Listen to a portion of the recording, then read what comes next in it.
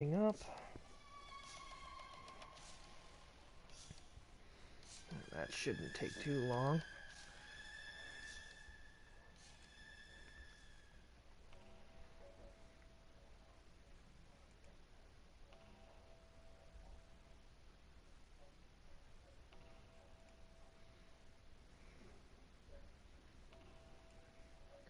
Of course, to my page. Get the link.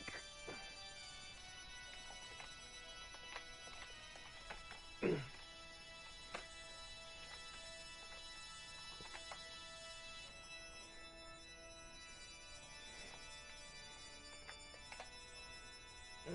what?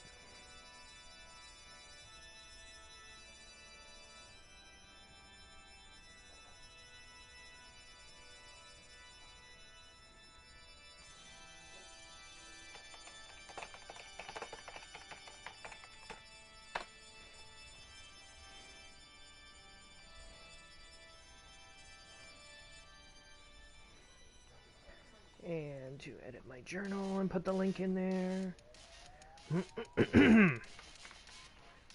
Well, at least I was almost on time this time. Just a few more minutes and it probably would have been perfect. Oh well. I'll manage. Okay. Giamini. Guess I'll give it a few more minutes. That, and I should probably grab my phone so I can see the match card. I've been good, Cameroon. How about you guys? How's your days been?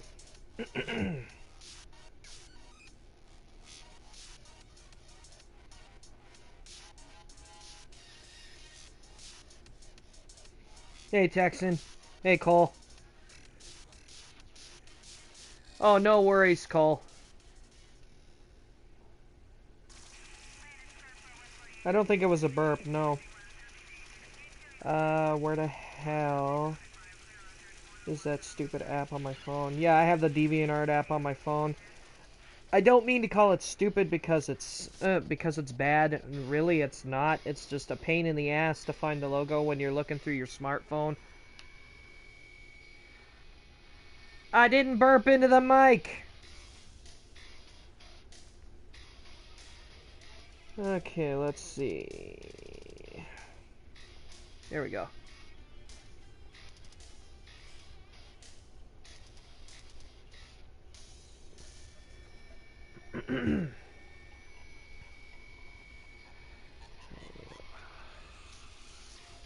Oh, damn.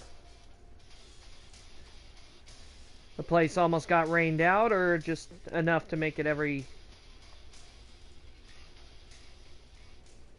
Or is it just very damp that night, Holly Luna?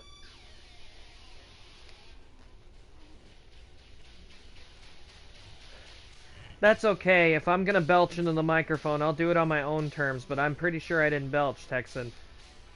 I'm in the marching... Oh, okay, yeah, yeah, I can completely understand that. I suppose that they're having 5 people on the air. I suppose it's time to get the show on the road. Hello, everyone, and welcome to another episode of XPWL Saturday Night SlamMasters. I, of course, am your lead commentator, Mark Wondersham, and tonight we've got a bit of a barn burner. We've got quite a few matches that will introduce a re-debut of a superstar who at one time was considered retired, and retired by his own brother, no less, but he's returning to action tonight to get back in the ring. And they'll be taking on members of the Syndicate tonight. Oh, wait, I'm in the wrong mode.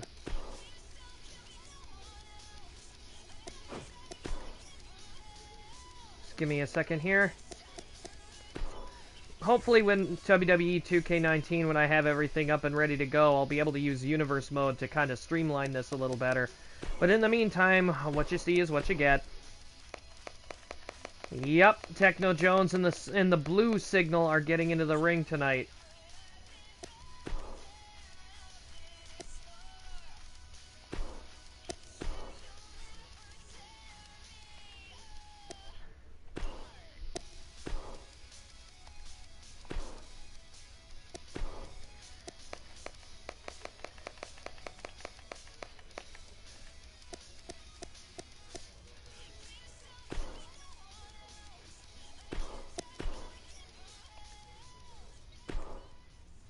Here we go. Our opening contest tonight is going to be the Syndicate, consisting of Techno Jones and the Blue Signal tonight, against the Super Mario Brothers in their first reunion match in a long time.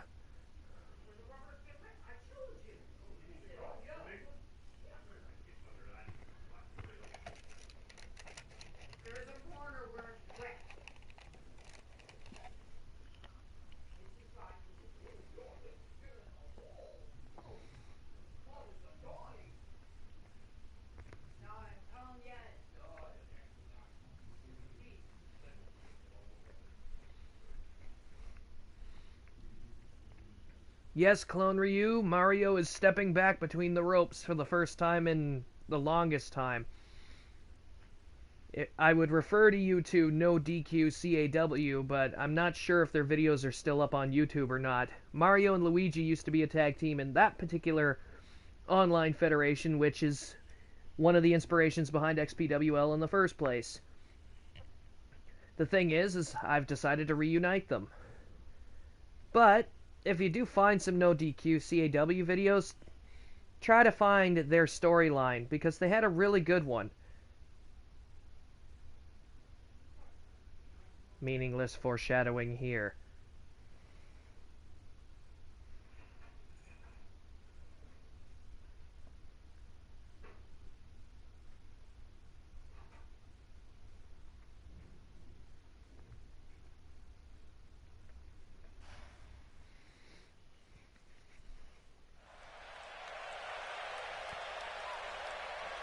Here we go. Our opening contest is about to begin. We're looking at another packed house tonight.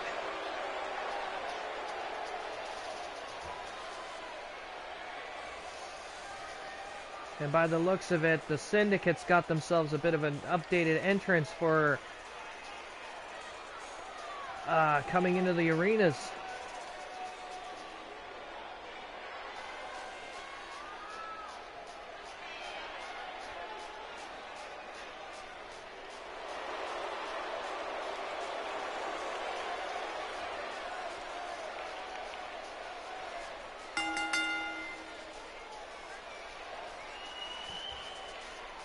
By the looks of it, Techno is coming out here with Luigi's Cruiserweight title this time. Now this is different. The last couple times we've seen Techno come out here, he's been missing the Cruiserweight title, but Luigi never got it back. Now he's bringing it to the ring around his own waist. You gotta wonder if getting that title back is also on Luigi's mind, considering he still hasn't laid hands on it since the time he won it.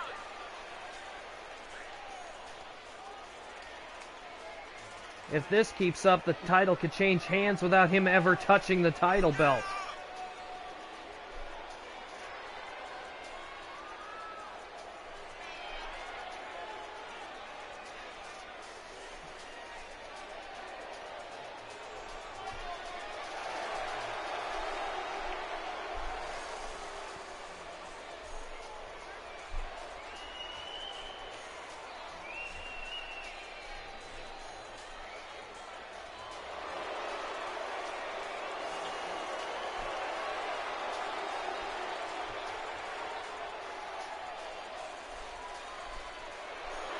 Clone Ryu's got a good point there.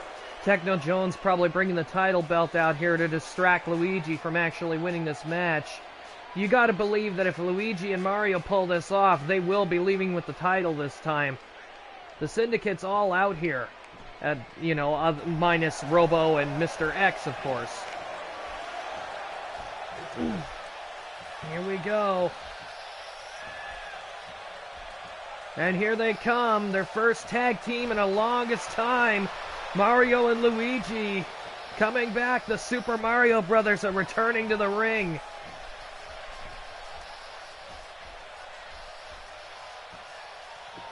Wow, Mario's fired up. Mario must be really fired up. This is his first match back in a while. I hope ring rust doesn't come into play. Luigi's been here a while. Mario, he's been retired for God knows how long. From the ring, at least. And Luigi telling Mario, get in the ring, come on.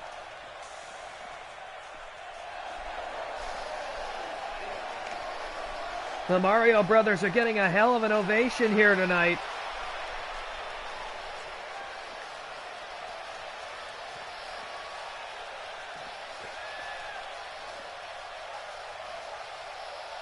Wow, I've never seen Mario this fired up, ever.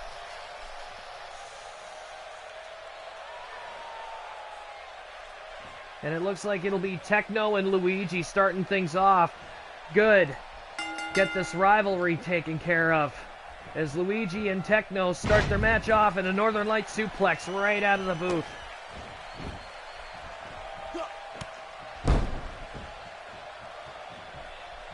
Luigi now taking advantage of Techno's smaller size over him. But Techno's got a little bit more speed to him, and he takes him over with a Hurricane Rana. You know, say what you want about Techno Jones's cowardly acts, but when he has been in the ring, we all know that he can perform. Hell, when he was Cruiserweight Champion, he had the fans behind him.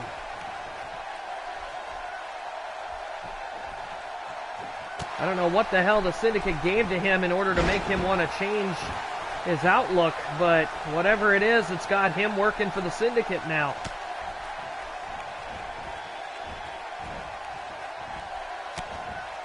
Techno trying to take Luigi over to his corner, but Luigi will have none of that. Fireman's carry takeover, and Luigi is trapped in the Syndicate's corner. This is not good. Luigi taken to the turnbuckle here, but he won't stay there. And Jones, oh, a dragon suplex, and Jones slammed right into his own corner there. Luigi trying to mount some offense here. Irish whip sends it and Techno Jones into their own corner. And Jones, Irish whip, sends Luigi into the opposite corner. They're fighting over who's going to do what here. Luigi now switching it. And Luigi Irish whips Techno back into his corner. They're fighting over who's going to get the first double team, and it looks like the Mario brothers are the ones getting it. And Mario finally becoming the active participant in this match. And right off the bat, Techno Jones not taking any chances with him. Hard chop. Tried for a drop kick and miss. Mario kicks him right in the gut. And Mario, like I said, his first match back in the ring, and by the looks of it, it's showing a little bit. Whoa! Techno tried to get ahead of steam, and even went for a clothesline, and Mario dumped him over the top rope.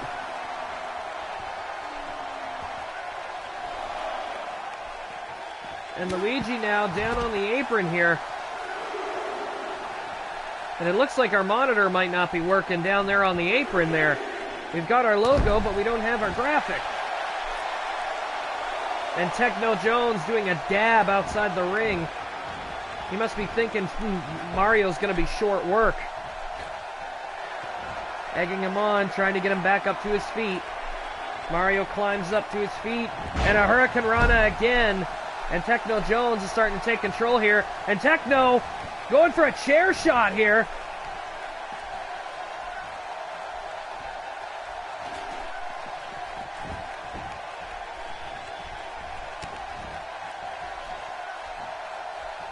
Techno going for a chair shot, and he missed. And the Dark Queen couldn't keep the ref distracted long enough. Techno had to abandon the chair idea. Now Mario's just letting Techno get to his feet.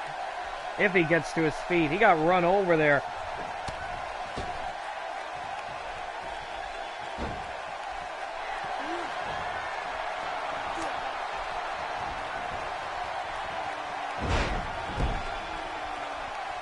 Nice sunset flip powerbomb.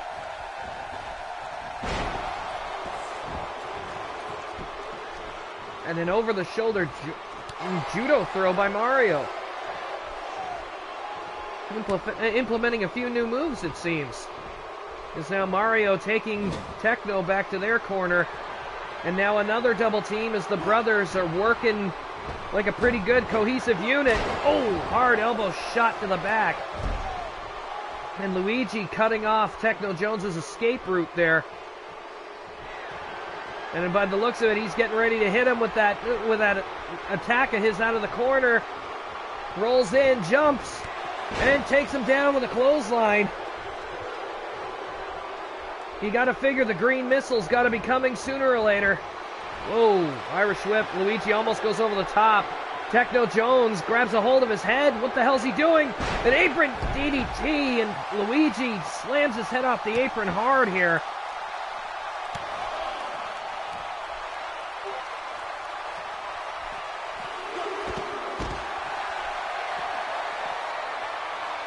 Nice dragon screw leg whip on the floor.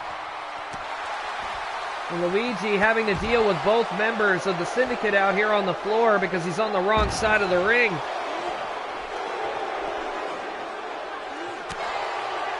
And Luigi and Techno Jones are really taking it to each other out here.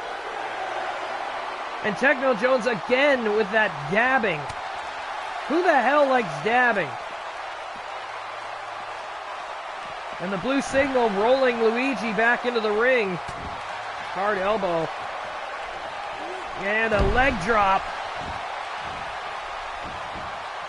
Luigi trying to make his way back to his feet. He's got to deal with Techno Jones, who's still fresher now.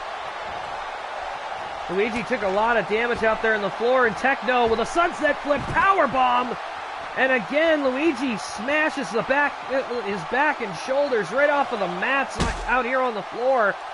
Nails into the frickin' announcer's table next to us that's currently empty. Nice hip toss by Mario. Mario and Techno Jones mixing it up while Luigi's a little punch drunk over there up against the table. And Mario will not let Techno Jones get close to Luigi here. He's actually throwing Techno Jones back in the ring while Luigi's still trying to find his footing. Luigi gets back in the ring, cuts off Techno Jones, who was trying to go for a tag.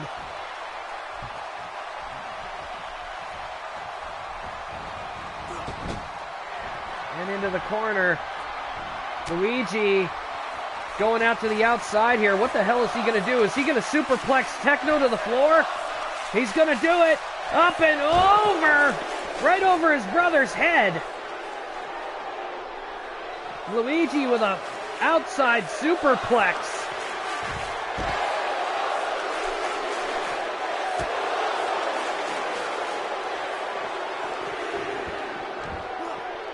Oh! And a hip toss into a neck breaker. Nice combination there by the plumber from Brooklyn. As Techno gets thrown down the aisleway here around the ring. And Luigi with a, tornado DDT. We're up to a count of 6 here. 7.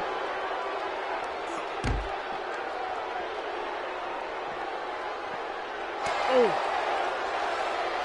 Techno Jones trying to get into the ring. Oh my God. No, no, no! Techno Jones and the blue signal win by a count out.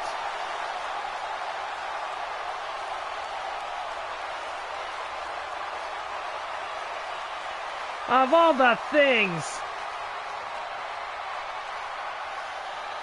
Techno Jones took an easy count out victory. I'm a little disgusted, to be honest. A count-out victory, and the Syndicate celebrating like they just won the lottery. You didn't prove anything, guys. Usually it's pin or submission. And Techno, that title belt still isn't yours.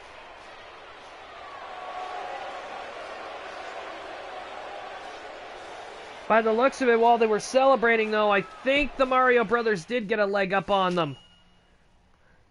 I'm pretty sure that Luigi managed to grab his belt on his way out of here. It may have been a count-out loss, but at the same point, with Techno gloating so much, he completely forgot to go and grab the title belt. It's not like Mario was unconscious.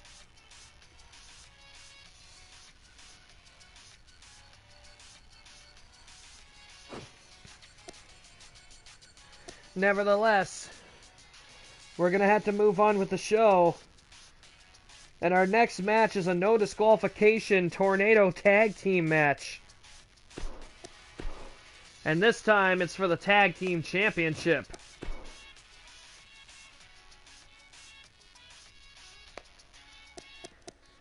We changed this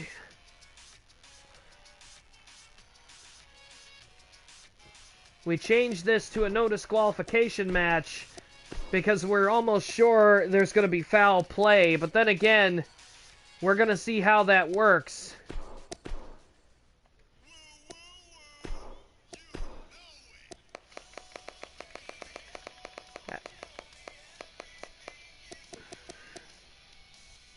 Personally, I don't understand why these two clowns are getting a freaking tag team championship match anyway.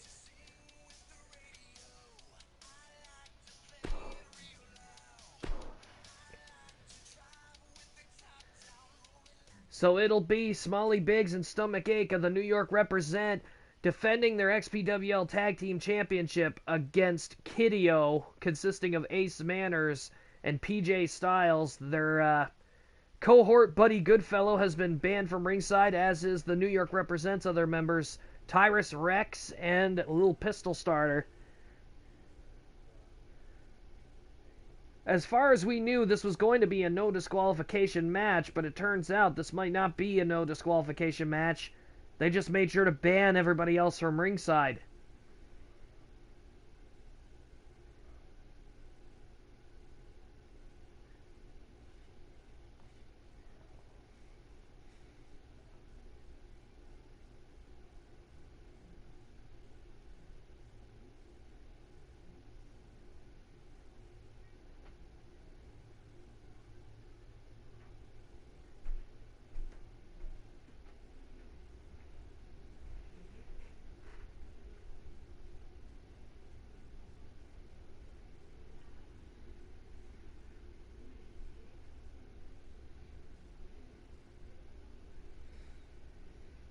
Hello, Key. Hi, kitty cat. You gonna say hi to everybody? Am I gonna get a yes or no? Hi. Hey. You gonna say hi to everybody? Meow. Mer. Yeah, I know. I hear you, baby.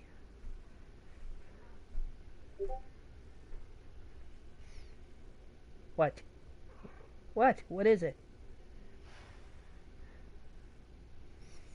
Timmy's not in the well. I ate him. No, I'm just kidding.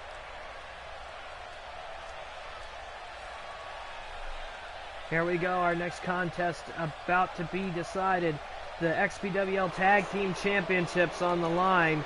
And like I said, I'm still trying to figure out how exactly these two schmucks got Tag Team Championship title shots.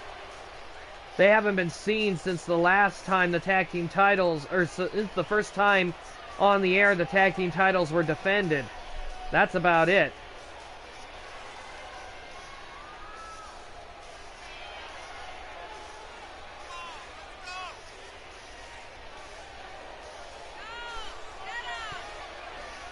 Well, let's hope PJ and Ace have got their health insurance up to date, because they're probably going to need it, taking on two guys almost 500 pounds.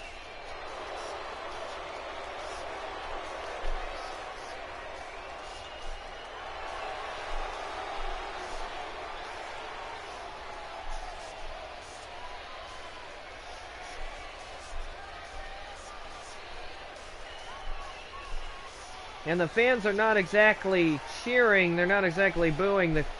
Again, the little kids are cheering.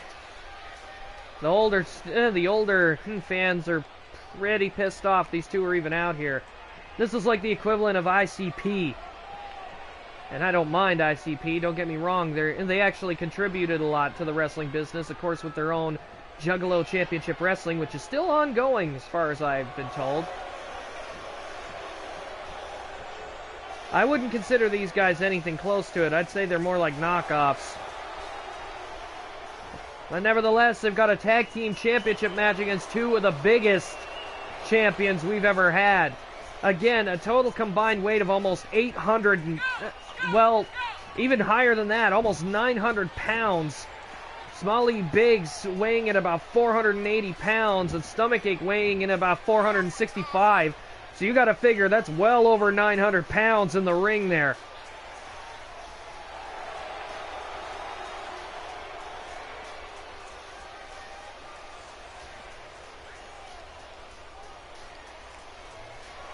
And the New York represent been defending those titles for a great deal of a long time since winning them from Wrath and Ruin.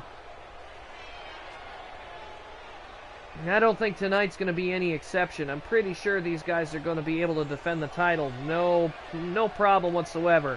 Especially against these two. Because I'm sorry, Ace, PJ, you guys are way too small to be taking these two on. Especially if you're going to do it for a tag team championship match. Introducing first from Canada, at a total combined weight of 480 pounds, Ace Manners and PJ Styles, KIDEO, they are Kideo!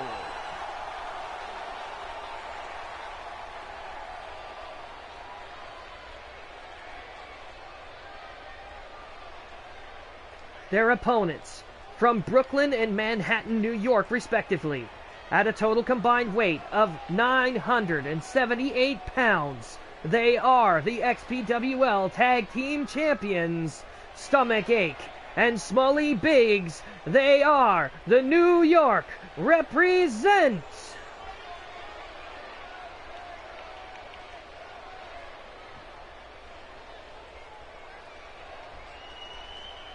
Here we go, the title's being passed off, of course, the traditional. Give them to the ref. Oh no, is that the ref I think it is? It is the ref I think it is. Well, we can definitely count on Kideo not walking out of here with the Tag Team Championship. They're going to get flattened. This is Tornado Tag rules, which means nobody has to tag, nobody has to rest. PJ actually putting up a bit of a fight there, but Stomachache is so much bigger. Smalley Biggs is just wrenching on Ace. Again, it's really hard to take on guys that are literally one of these guys is almost the exact same weight as their tag team combined. If they had Buddy out here, there'd probably be a fair chance, to be honest.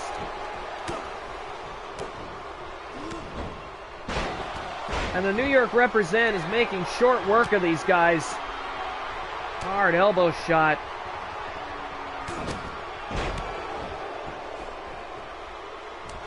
PJ trying to mount some kind of an offense. He's doing pretty decent with Stomachache, but Ace is having a lot of problems with Smalley Biggs right now. Hard knee lift. And Stomachache on the second rope. Is he gonna... Oh no. Off the second rope and a shoulder tackle. And PJ goes flying like a rag doll. Smalley Biggs almost sitting on his head. They are mounting a little bit of offense, but I tell you, ladies and gentlemen, this isn't enough. This is going to be a massacre. Oh my God. Ace is getting flattened out here. PJ finally taking Stomachache off his feet. Took a little bit more effort than he's usually used to. And Ace trying to mount a comeback on Smalley Biggs. Grabs a hold of him, and a nice swinging neck breaker. I'm impressed. Ace managed to get him off his feet. And the two of them are both on the second rope, egging on their opponent. Ace with a double axe handle. And PJ misses his. Oh, and he gets his back raked. Stomachache's fingernails raked across his back. Kideo really trying to take the fight to these guys, but I don't think they're gonna mount any offense that they're gonna be able to put them away with. And PJ, what's he doing here? And oh my God, he just rammed Stomachache's shoulder into the post. And to be truthful, that might actually change things up a bit. If he takes Stomachache's shoulder out of the game, that's a one limb disadvantage. If he can't use that arm, he can't do as many painful things as he'd like to do. Then again, it's a lucky shot. The ref almost gets flattened by PJ in the corner. And Kideo's trying to mount some sort of a comeback here. In fact, Ace is going for a submission over here on Smalley Biggs, which I don't know if that's advisable. And PJ, he's doing something too. Whoa, basement drop kick. He got stomachache right in the temple. Oh, Ace gets hung up on the top rope there. Oh, God. Almost 480 pounds, just crushing Ace's ribs there. And PJ and Ace, they came out here to fight. PJ especially. Like, PJ and Stomachache have been, hands down, the more entertaining to watch out of the four competitors in the match. I mean, PJ is really taking it to Stomachache, and there he goes through the ropes with a tornado DDT. Ace having his problems with Smalley Biggs in the inside of the ring. Smalley Biggs has got a inside cradle, 1, 2, and Ace kicked out at 2.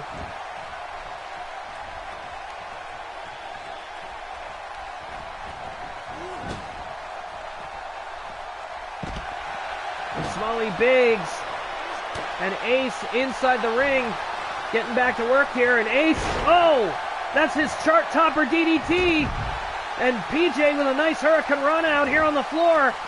I wouldn't believe it. 1, 2, no, a kick out at 2. Stomachache almost got in there to make the save. Smalley Biggs managing to kick out though. I think Ace went for something, and possibly his finisher. Stomachache cut him right off. Got him in a choke slam, two-handed choke slam.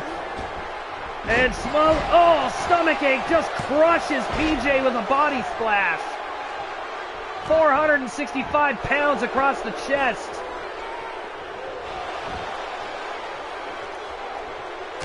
Ace getting out of the ring for a breather here.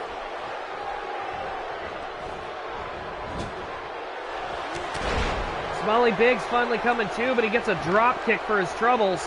And there's a pin. 1, 2, oh no, leg drop breaks it up. Now Stomachache grabbing a hold of Ace. And Ace with an arm drag takeover. Oh, haymaker stopped him dead in his tracks though. And now we've switched dance partners here. 1, 2, and Ace kicks out at 2. Smalley Biggs and Stomachache changing partners mid-match here. And PJ, like I said, he was really taking it to Stomachache. I think they're switching partners because Stomachache doesn't have the same amount of stamina left as Smalley Biggs. Probably thinking it'd be better if he took on PJ for a while. Went for that shoulder tackle, he hit PJ, but he did not hit Ace with it. Ace managing to get out of the way. PJ with a snapmare on Smalley Biggs and kicks him right in the small of the back. Going to the second rope here. And a drop elbow. That didn't work though. And PJ right back to his fight. And oh my God, a bonsai drop on Ace out of the corner. 1, 2. PJ manages to kick out of a pinfall. I bet you anything though, if Stomachache had made the pin on Ace, it would have been over. Ace trying to get some momentum back here. He's probably hurting pretty bad now. And PJ going to the corner and he's showboating. Oh, and a fist drop by Ace. Ace going to the top rope. But he can't do anything, and he kicks PJ right in the back of the head. That kind of thing is liable to get their team, well, it ruined them. Smalley Biggs now taking it to PJ as Ace hits another corkscrew DDT through the ropes, and Smalley Biggs just got a point of the elbow to the forehead. I do believe he's busted open. This match is actually turning out to be a little bit more of a barn burner here. And now PJ, what the hell is he doing? Up, over, and a drop kick. That was pretty cool. Nice double axe handle there. 1, 2. No way. Kid-Io has just dethroned the New York Represent. No, not this shit again. There's that drop kick from Ace right into Smalley Biggs' face. Didn't even take him off his feet. Nice Hurricane Rana there, and there's that big splash from Stomachache onto PJ. There's the second drop kick that brought him down. And there's that bonsai drop. Look at that. 465 pounds right across a 215-pound man. And somehow Ace and PJ managed to win the XPWL Tag Team Championship.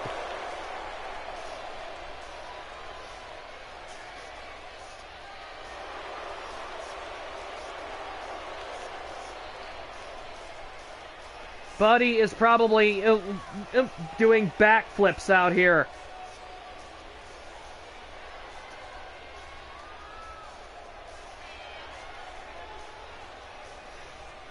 I can't believe Kid-Io dethroned the New York Represent.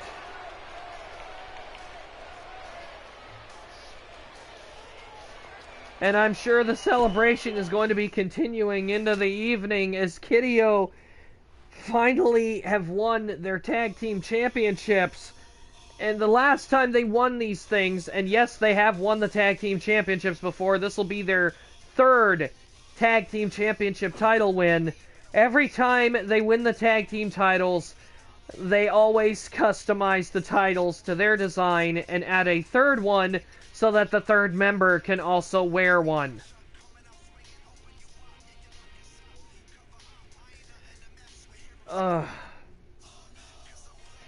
Give me a second, Clone Ryu. I gotta go through the card here and get the next matchup underway.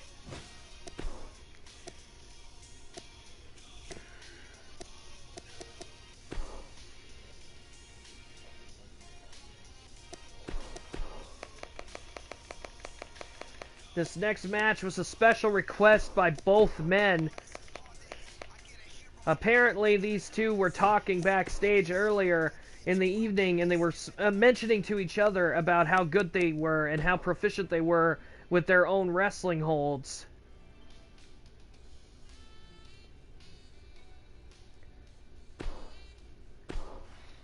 So tonight, we're having a very special submission match between Gabriel the Destroyer and Nick Butcher.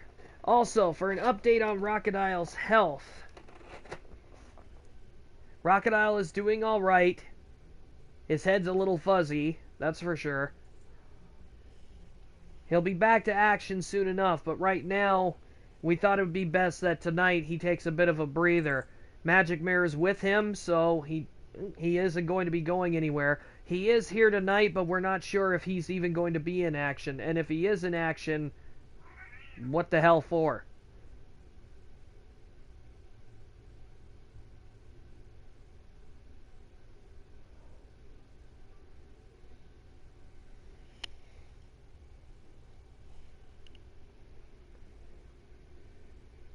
Of course, we have several women's matches coming up as well, including the XPWL Women's Tag Team Championship up for grabs as the Bloody Symphony will be taking on Rainbine and Apple Pills from the Elements of Insanity. Also in singles competition tonight... Oh, wait a minute.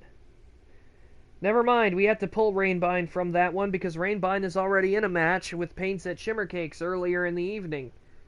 So, Brutalite, again, will have to adjust the Elements of Insanity to see who's going out there for the Women's Tag Team Championship tonight. We'll find out soon enough, but for now, we've got a submission match coming up here.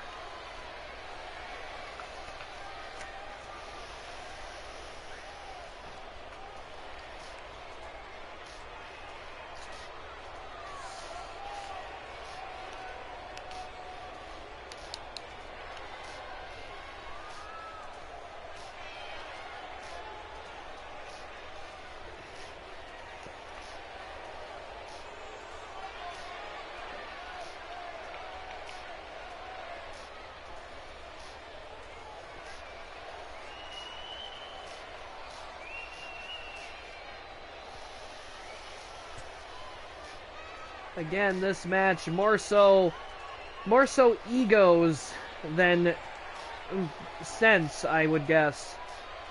Again, Nick Butcher and Gabriel are both proficient fighters, and I believe the only reason why this came about is because they wanted to see who was better at submissions.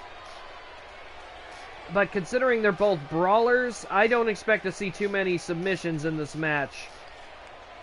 I expect to see them beat the hell out of each other and then lock them in a submission to win the match. But I don't see them going into a full-on submission spree.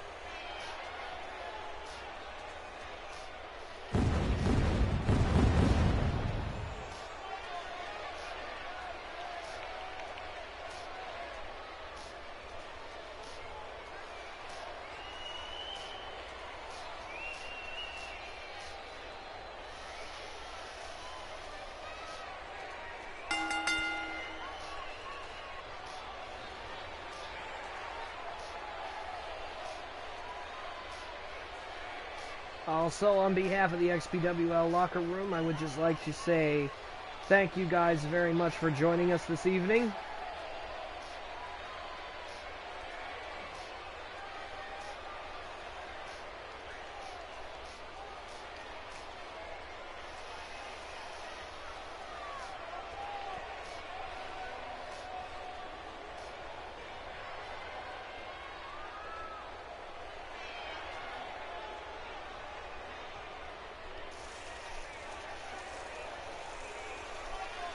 This is definitely going to be a brutal match with these two competitors.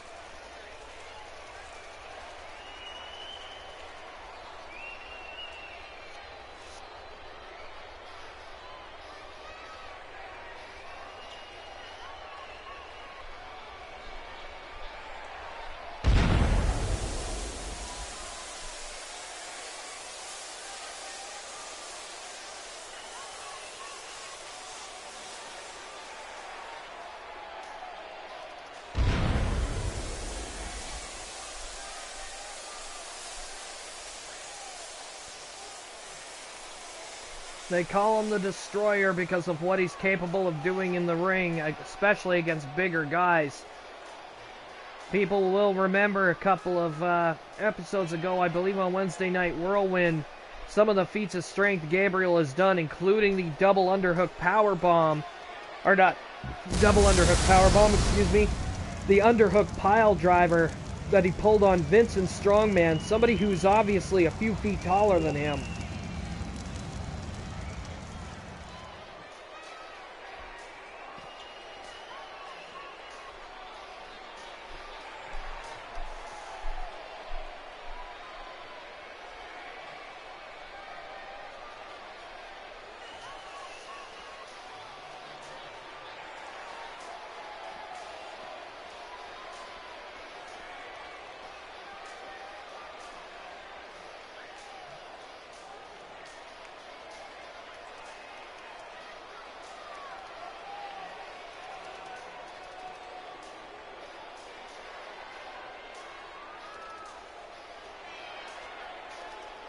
Oh, I did see your comment. Yes, she is back and she is in action tonight.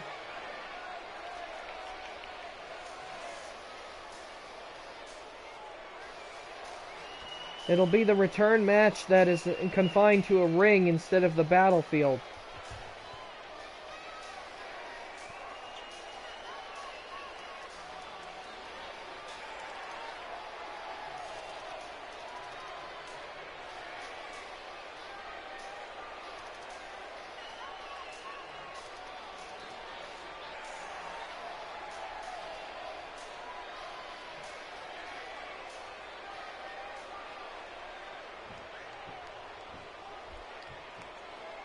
Here we go. As Gabriel and Nick get started in what's going to be a hell of a match. And again, we're starting with a Uranagi. And again, these guys, no strangers to each other. They've been in the ring before. In fact, Nick Butcher was the first one to dethrone Gabriel, the Destroyer, in Gabriel's first XPWL World title run. His original title run well before we started broadcasting our matches.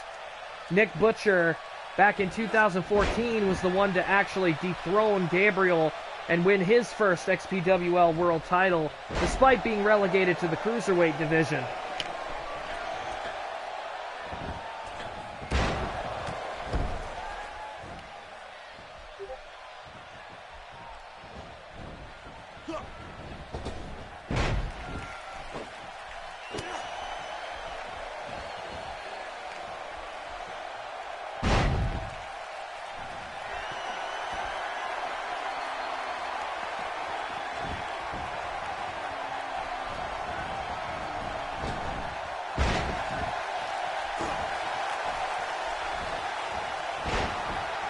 And these guys, again, not a whole hell of a lot of submissions being used here, as Gabriel and Nick thoroughly tearing at each other already. And the fists and the moves are coming into play here. Power moves, technical moves, suplexes, and of course the head scissors, which has been utilized a lot. A lot of our superstars like using the head scissors because it keeps people from going anywhere. Oh, nice counter. And Gabriel lifting Nick Butcher right up into the air like a vertical suplex and then dropping it back down with the reverse suplex slam. Targeting the arm here. Trying to break it. Oh my God. There's some vicious moves in this match here. Butcher has the big advantage because Butcher has that guillotine choke. That's one of his trademark moves, and he's got Gabriel locked in it. And Gabriel is working his way out.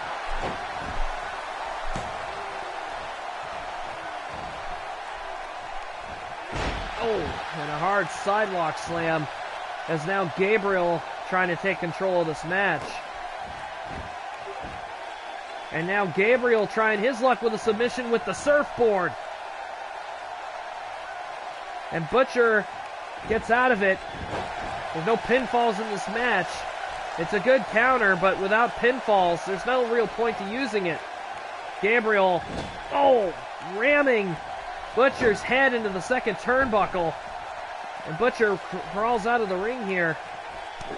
It's not falls count anywhere, so there's no real point. Oh!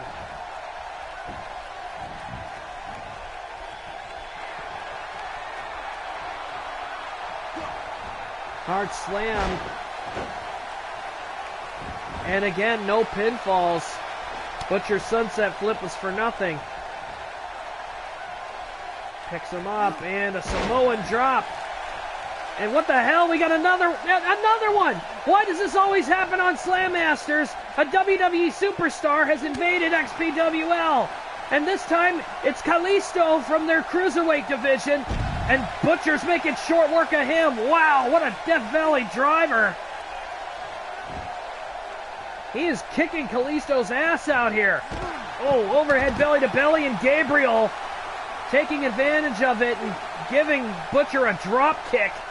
Somebody get security and get Kalisto out of here. Kalisto's actually leaving the ringside area. He didn't really do anything. Butcher was waiting for him, but he obviously came out here in favor of Gabriel. And Gabriel picks him up in a gorilla press slam. Again, really impressive for a guy who is a lot smaller than his opponent. And Gabriel locking in a submission here on his arms. And Butcher getting out of it rather easily. Butcher trying to go for something here, and it didn't work. And, oh, stomping on the head. Oh, this always seems to happen on SlamMasters. We always seem to get some kind of invader from WWE. This time it's Kalisto.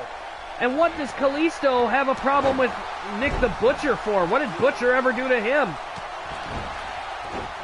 Something that might have happened on the Indies? I doubt it. And Butcher again getting very vicious with his striking. Oh. Hard kick right to the face. And a knee smash. And by the looks of it, Gabriel is going for another shot at this. Oh, no, he wasn't going for the submission. Just working his arm over.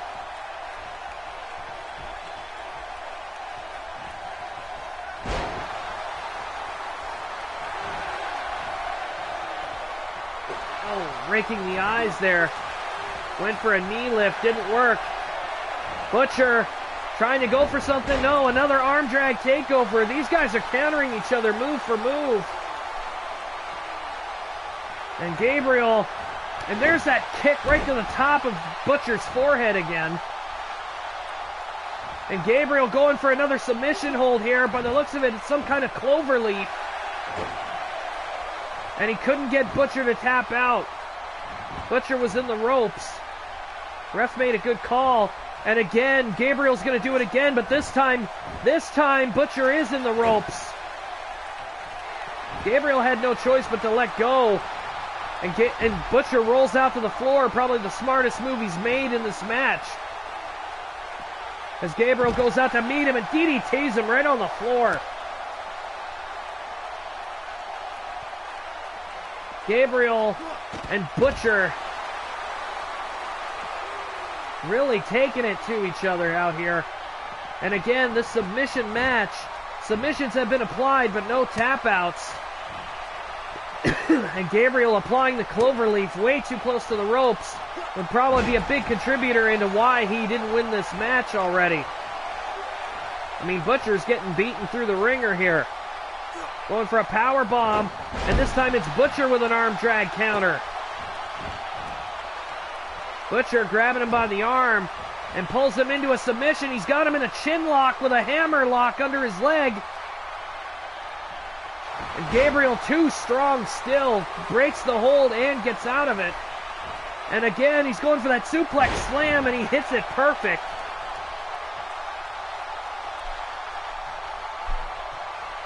I don't see Gabriel trying any submissions, though. He wants to punish Butcher, and Butcher with a hard drop kick right out of the corner. Butcher's got a good chance of winning here. If he can get that guillotine choke back on, Gabriel might go down.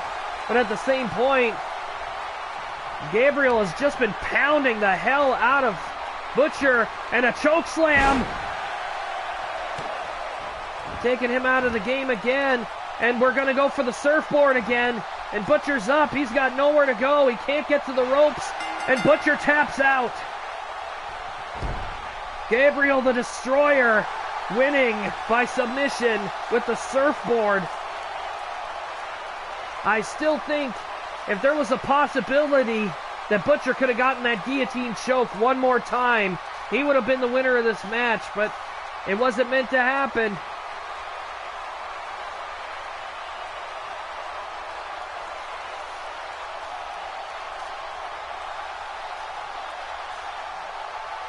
No blood, but plenty of submissions. There's that counter.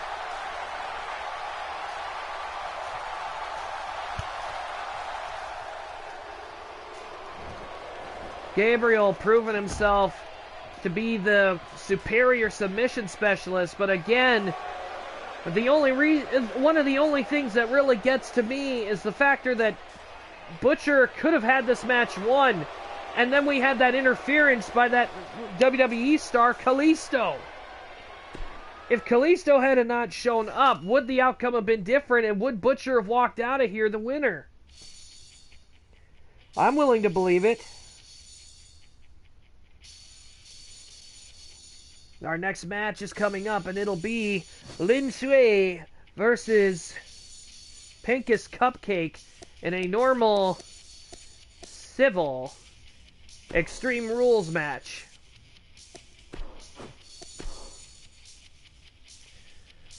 Of course, I would say that Cynical Flitter would be out there accompanying Lynn tonight, but she had other business to attend to and couldn't make the show.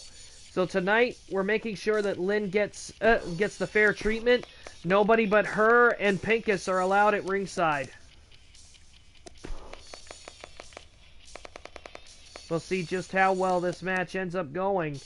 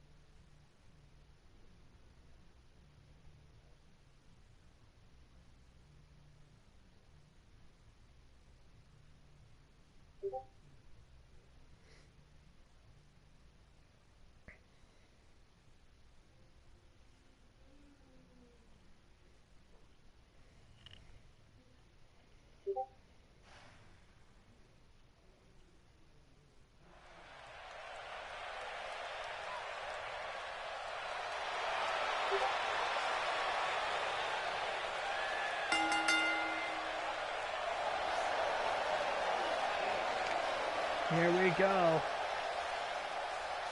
That is from my computer. I'm sorry. I forgot to mute that.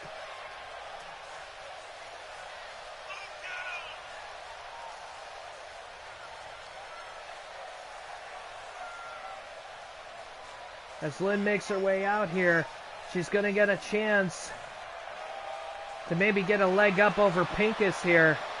Unfortunately, it seems that the elements of insanity are starting to close in on Lynn and Flitter's women's tag team title opportunities. Lynn in singles competition tonight, hoping to silence the critics.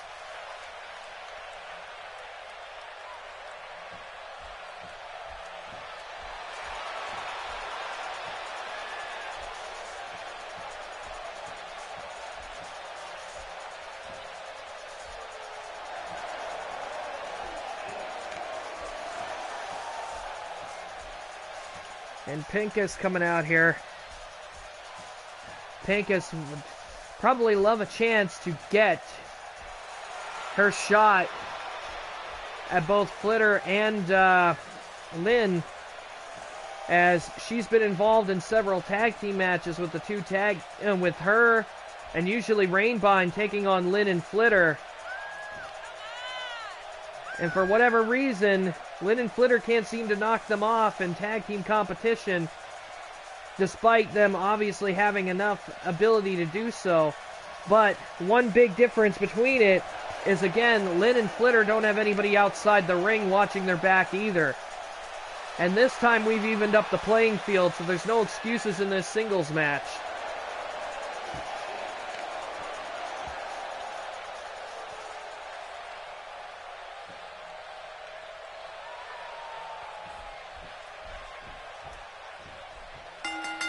And Lynn and Pincus start the match, and Pincus with a head of steam right at the beginning of the match with a sunset flip powerbomb. Irish whip, Lynn goes into the ropes off the other side and holds on. Pincus with a few inches over her, taking advantage of her bigger size.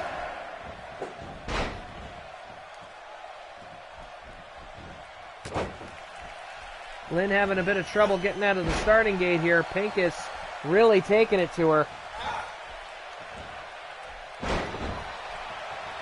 But one thing we've all figured out about Lynn is she is a very wily kind of critter when it comes to her in these kind of matches. Lynn with a gut kick. And by the looks of it, Lynn is trying to build a little bit more momentum. She wanted to go for a springboard move, but by the looks of it, it didn't happen. Lynn almost kicking Pincus's head off. Pincus having enough whereabouts to get out of the way of her boot. Pincus with an Irish whip and a spine buster, and Lynn is down and makes her way out of the ring to get a breather. Pincus's strength has been a little bit too much for Lynn, it seems. Lynn's quick, but every single time Pincus has put her strength into play, she's taken Lynn completely out of her game and off her feet. Lynn in a bit of trouble here. Pincus and Lynn countering each other hold for hold here, but Pincus clearly getting the advantage.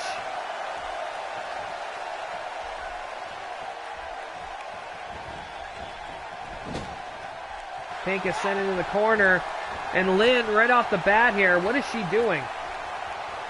Lynn grabbing a hold of Pincus. Is she going to superplex her back into the ring off the second rope into a Falcon Arrow?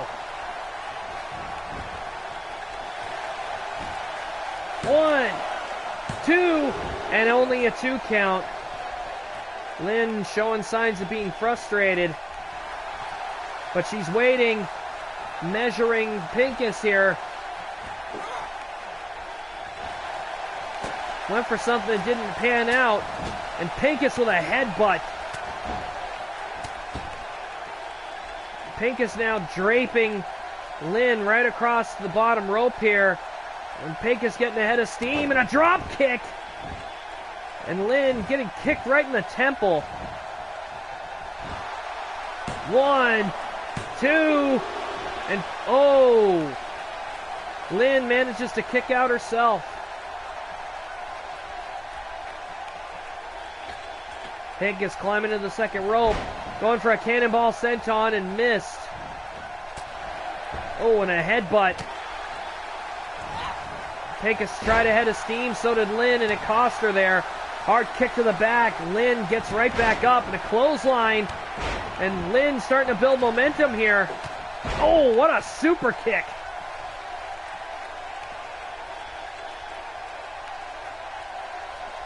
And Lynn is going under the ring looking for a toy.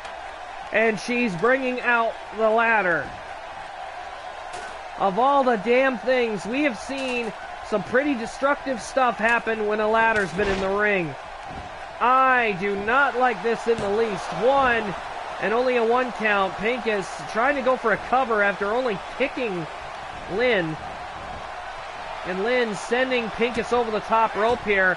And this time a sunset flip powerbomb, and this time it's Pincus slamming the back of her neck and his shoulder up against the mats on the floor. And Lynn is again looking for more hardware.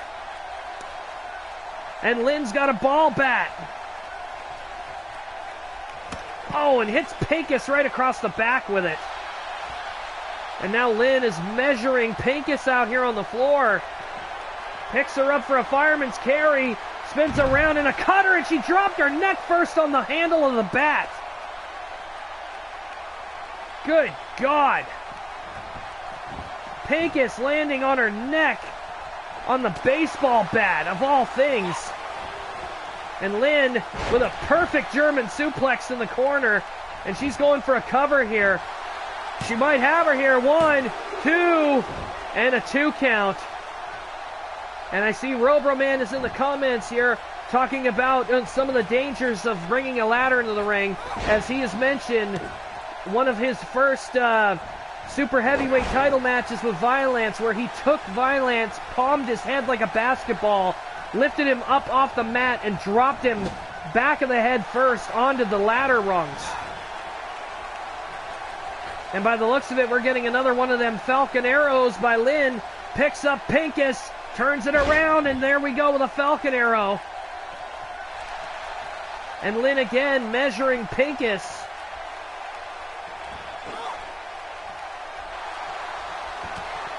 And she's getting her kicks in. 3 right to the stomach, and 1 right across the face. I think Lynn's using all her gas. She's going for a cover. She's been down a while though. 1, 2. Pincus might get up. No, she won't. Lynn walks out of here, the winner. After a grueling match. I hope we get to see that replay. Here's some of these moves. There's that drop kick. A lot of people thought that when she got kicked in the head like that, and right there, there's that cutter that Lynn used, and dropping Pincus neck first right across that bat handle. Tripping her up, and there's that Falcon Arrow. This is what sealed the deal right here. After that, those kicks, there was no way she was getting out of that one.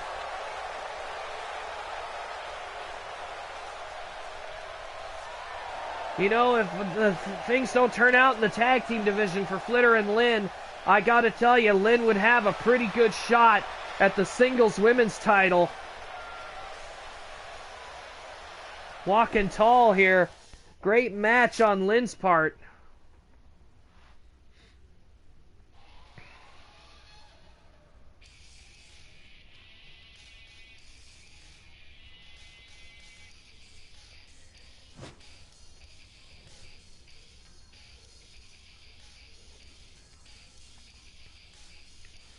Our next match will be something that everybody's been waiting for.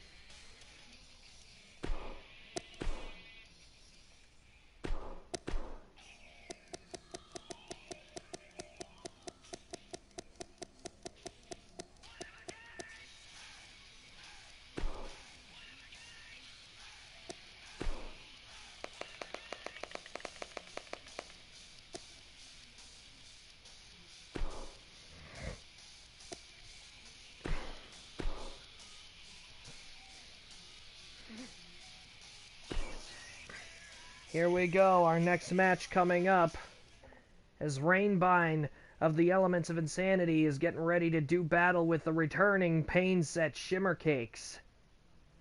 Shimmer, of course, not being in action for a while due to injury, but she's back tonight, and hopefully she'll be able to pull off a win. If not, it'll be another win in the, it'll be another notch in the win column for the Elements of Insanity.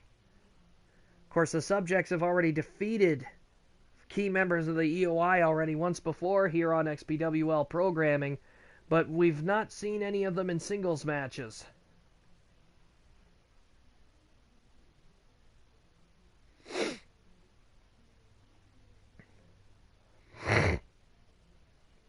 Excuse me.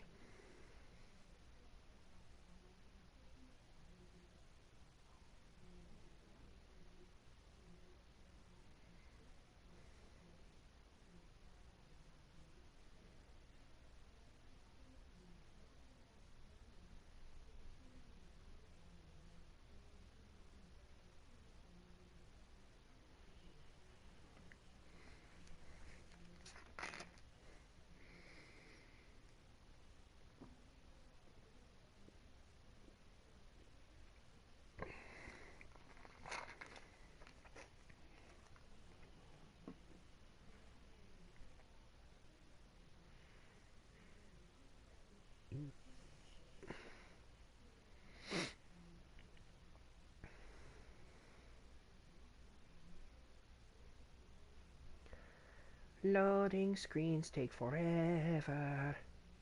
Forever, forever, I fucking hate you. No, I'm just kidding.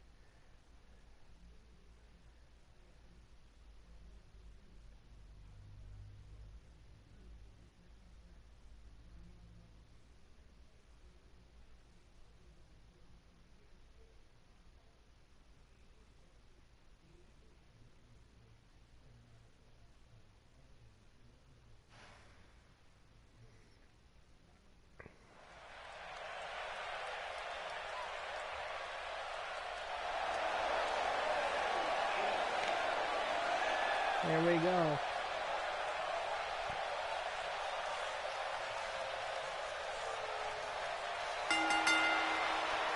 By the looks of it, the EOI doesn't want to use the entranceway again. Again, these six seem to come out to the beat of their own drum. It's kind of obvious when they enter through the crowd instead of the conventional way.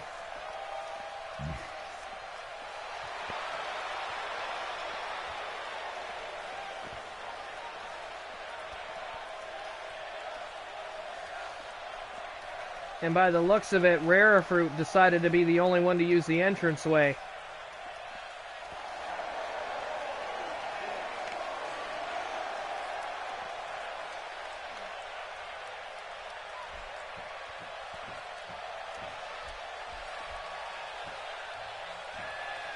And the Fireflies come out, the calling card of the Subjects. I know I say this every time, but it's true. Every single time the lights go out and we know that Shimmer's coming, the Fireflies come out to play. Of course, everybody also sending well wishes to Rachidile after his injuries he sustained. Again, we're not 100% if he's going to be competing tonight, but there's still a possibility that he will, so we won't say no. Either way, we've got this Subjects match to deal with right now.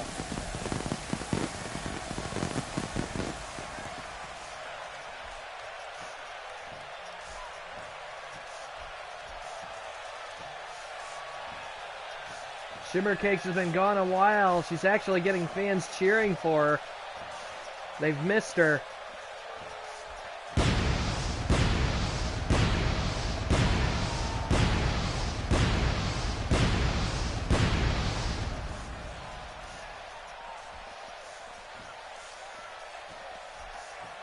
Yes, they have. Outside of the Extreme Battlefield, Shimmer Cakes and Rainbine have done battle before. This will be an interesting development here to see if that was just a fluke victory, or if there's a possibility that in the ring here, Shimmercakes can come out on top because she didn't in their first encounter, that's for sure.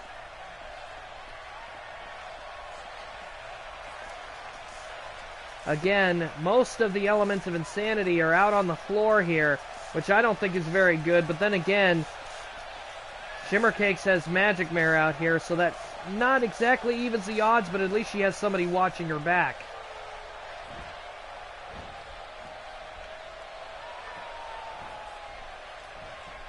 And here we go as the match begins. And Shimmercakes right out of the chute. Bit of a ring rust mistake. Went in there and put her head down. She probably shouldn't have done that right at the get-go. And Rainbine immediately is getting ready to start with the acrobatics. Pulling out no stops on this one. Off the top. And she gets caught. And Shimmercakes sets her up. And hangs Rainbine up on the top rope. And immediately going to work here, grabbing a hold of her, and a deadlift German suplex. Shimmercakes coming into this match aggressive. Again, these ladies have faced each other before. And the thing about that, oh my god, a splash right onto Rainbine's back. The thing about that was Rainbine came out on top, but she also had help to do it. Rainbine tried to go for a dragon suplex. Victory roll by Shimmercakes. One. No. Kick out. Referee wasn't exactly in position for that. Then again, he didn't notice it was a pin. I didn't either right off the bat there. And Shimmer, Goomba Stomp. Of course, that move being made famous by the Mario Brothers, who were in action earlier tonight in that tag team debacle. And an inside cradle. One. Shimmercakes turns it over. 1, 2. And Shimmercakes got a 2 count, but Shimmercakes was in the ropes. Surprised the ref didn't see that. I don't think Shimmer noticed either. She had her leg caught in the middle rope. Rainbine making it back to her feet out here on the apron, trying to get her win back, and kicks Shimmer right in the mouth. And off the ropes with a nice cross body. Rainbine now starting to try to build some steam here. Goes for an arm bar. And Shimmer using her own agility to break the hold. Arm drag takeover. And now Rainbine back in the place she was before. Going for a suplex. No, a brain buster, dropping Rainbine right on her head. And Shimmercakes is going up top here. Is she going to go for that flying stomp of her? She is, but she missed it. Rainbine got out of the way. And Rainbine now fighting back. Hard shot there in the corner. And Shimmercakes kicks her right in the head. Back elbow shot. Forearm. Back into the corner. And Shimmercakes thrown out to the floor. Right in front of Rare Fruit here. And Rainbine is stalking. Is she gonna? Yes, she is. Through the rope, tornado DDT. And Shimmercakes taken for a loop here. The fans really getting into this match here. And Shimmer taking Rainbine into the steps. We knew this match was going to get brutal. We didn't think it was going to get this brutal. And again, Rainbine slams into the stairs after an Irish whip. Shimmer with a stomp to the gut. And we're up to 5 here. The elements of insanity on the other side of the ring not really doing anything. Same thing with Magic Mare, not trying to stop the counter, nothing. And Shimmercakes losing her chance at that flying stomp of hers, but she might have another opportunity. She's going up top again, off the top, and hits it. And goes for a pin right away. Ref's in position. 1, 2, and Rainbine kicks out at 2. I gotta admit, I'm impressed by her tenacity. Shimmercakes almost jumping clear across the ring. Uh-oh. Shimmercakes is going to steal a page out of Rachidille's book. She's going for that roundhouse kick and hits it flush. Goes for the pin again. Ref down in position. 1, 2. 3, and Shimmercakes redeems herself by defeating Rainbind clean in the middle of the ring.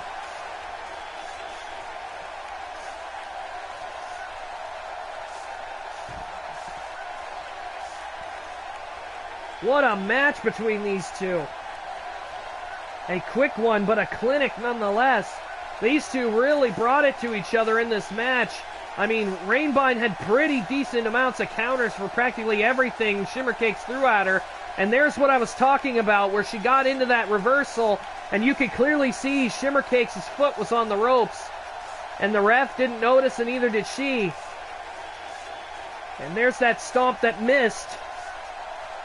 She could have torn a hamstring. There's the one that hit.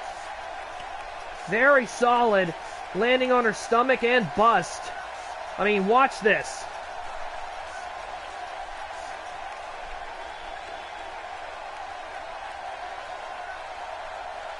Shimmercakes with a clean victory tonight over Rainbind, which I believe at this point would make the two of them even when it comes to encounters.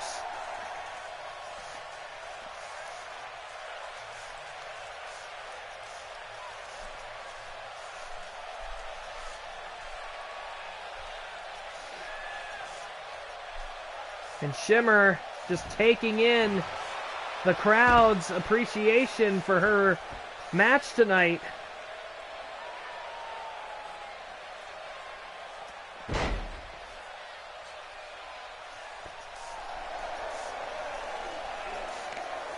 Shimmercakes coming out on top here in her return match, which I got to admit was really impressive.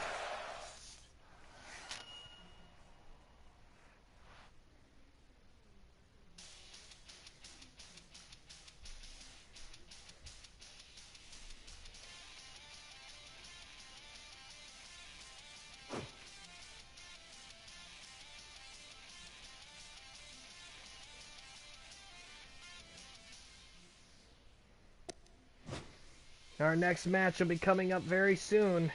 Just give me a second here. Ah, yes.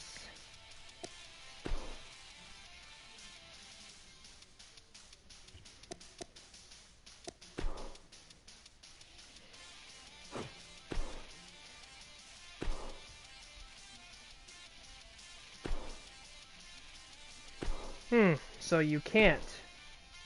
All right then.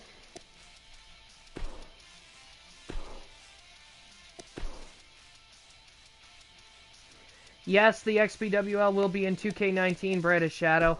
As I've said earlier, since the time of 2K19's release, actually, because I got it during early access, I've been trying to rebuild the roster so that by January, I'll be able to debut XPWL for the year 2019 and use 2K19. So expect to see that coming sooner or later. It's just, you understand the problem of having to completely rebuild a roster in only a couple of months.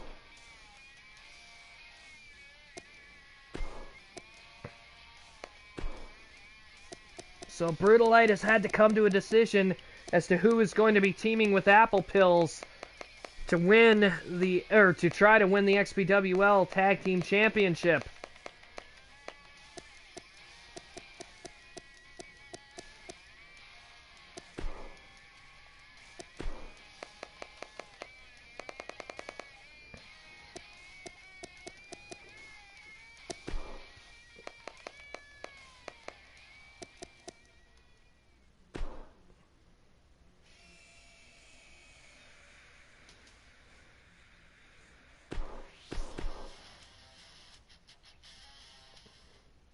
Here we go, a tag team elimination table match tonight for the XPWL Women's Tag Team Championship.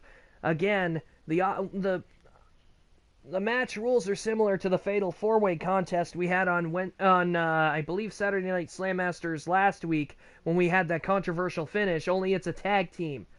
So, when a member of a team goes through a table, they lose the match and have to leave the ringside area. Now, when both team members are eliminated, the match is over. However, the match can still be won if one person goes through a table but manages to eliminate the other team.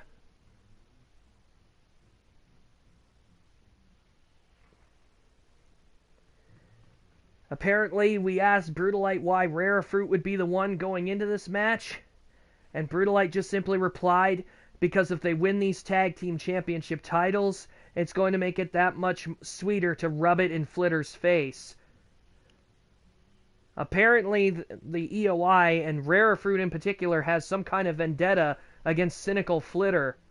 And of course, Cynical Flitter, it's no surprise that she has been practically obsessing over trying to win the XPWL Tag Team Championship, always having problems with there being somebody at ringside to help out the Symphony whenever they're defending their titles. But at the same point, I can see where they're coming from, but they also need... her and Lynn need to win the tag team titles. The two of them are super determined to do so. But it seems that, especially when it comes to Rare Fruit and Flitter, it seems that Flitter has a particular vendetta against the Marshmallow Kleptomaniac. Anyway, I'll be back in a second. Enjoy the entrances. I have to go to the washroom, so I will be right back.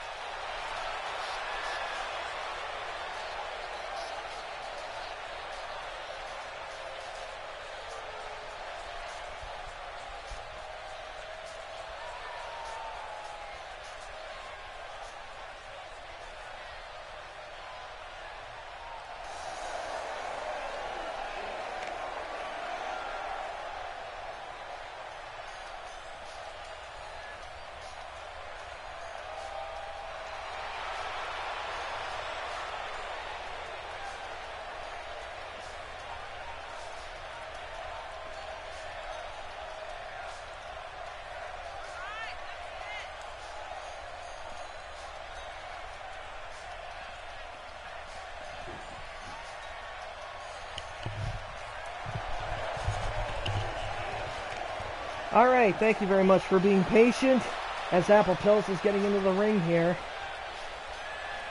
Again, this will be Apple Pills and Rare Fruit's first shot at XPWL Gold, let alone Tag Team Gold at that.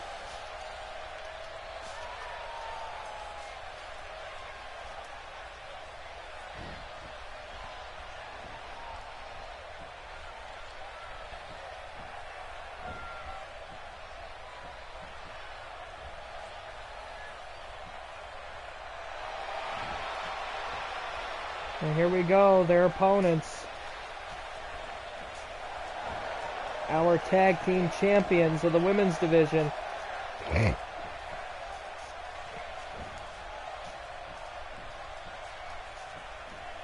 She hasn't really had too many matches, to be honest with you, Ryu. So this is an opportunity for her. She hasn't had too many match opportunities, but she's getting a match for the tag team championship, so Brutalite picked her, so she must have faith in her.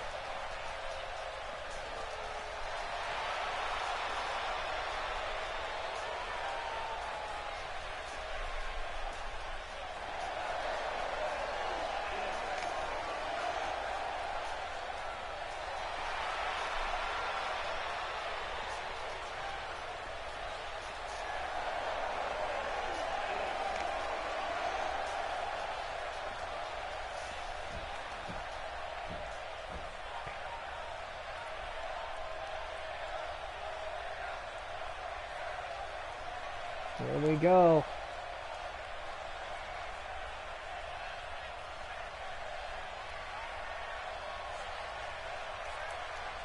Introducing first. Oh no, never mind. We're not introducing anybody. We're getting set right now. And there's already a table set up outside the ring, and Apple Pills is going after it right now. And immediately, Apple Pills and Sonika are going at it. And, oh, arm drag takeover immediately. And the table being used as a weapon early on here.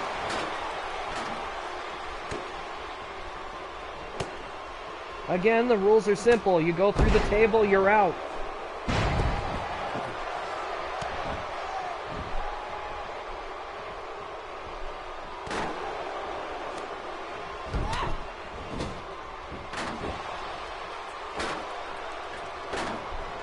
And again, Sonika immediately strangling Apple Pills in the corner here.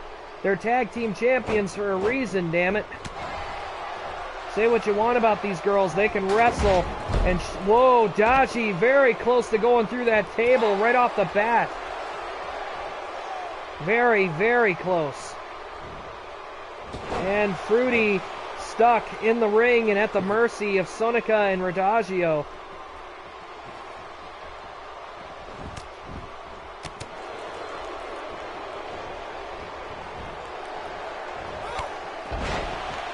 Whoa. And Apple Pills, as goofy as she is outside the ring, once she's in there, she puts on a real clinic.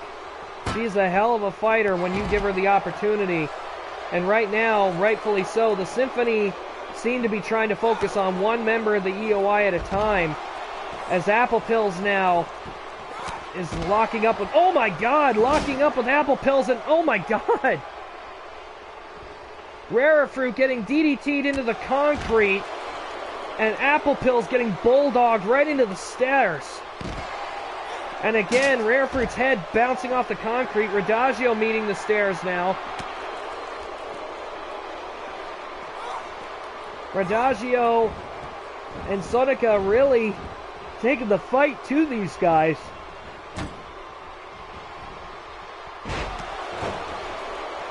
And Rare Fruit grabbing a hold of Sonika, and Sonika and Rare Fruit are fighting over the table here. And Sonika might actually have it here, and oh, Fruity's been eliminated. It's down to Apple Pills and both members of the Bloody Symphony. Apple Pills is in deep trouble, let me tell you. She has to contend with both girls now. So she's going to have to try to fight hard and fight off two girls at once. And they are pounding the living hell out of her. Not taking any chance. Oh my god, DDT on the floor there by Apple Pills. And into the stairs, Apple Pills getting just beaten all around the ring here. Hitting the stairs. Apple Pills is in deep trouble here.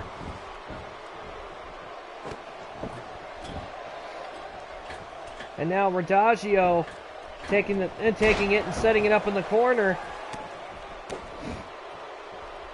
Grabs a hold of Apple Pills and Irish whips her right into the table. Goes to drop kick, hits the table, misses Apple Pills.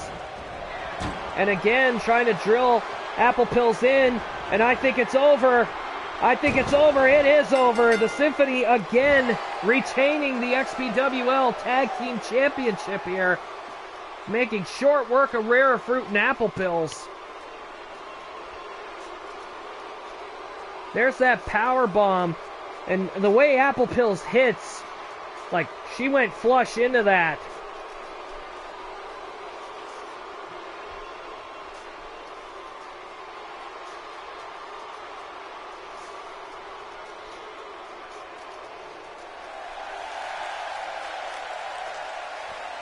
That match going a lot quicker than we even anticipated, but nevertheless, the Symphony still your women's tag team champions.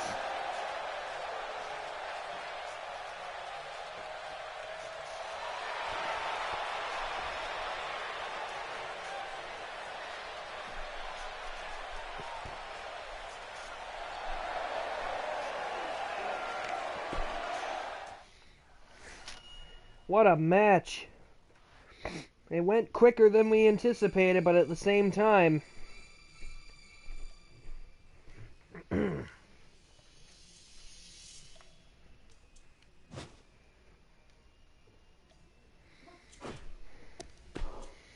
Another women's match coming up here.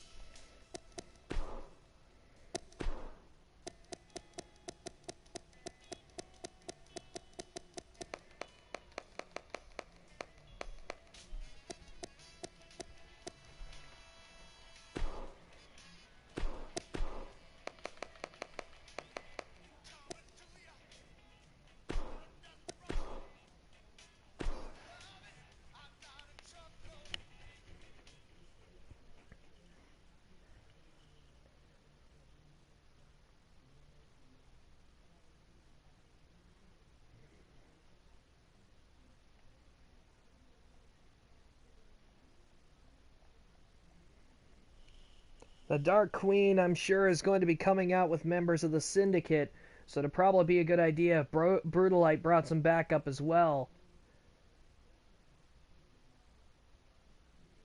And by the looks of it, she seemed to have found it. The Mario brothers seem to be coming back out here for a second shot.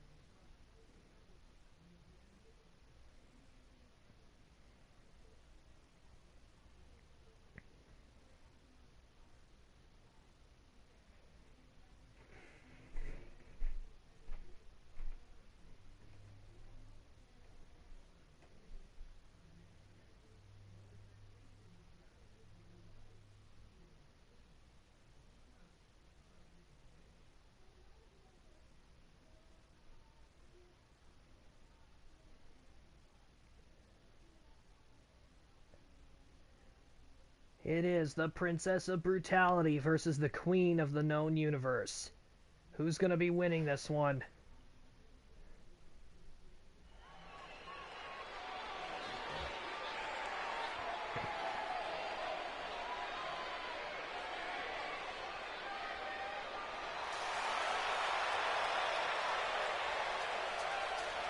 And by the looks of it, this will be the second time the Syndicate will be coming out here.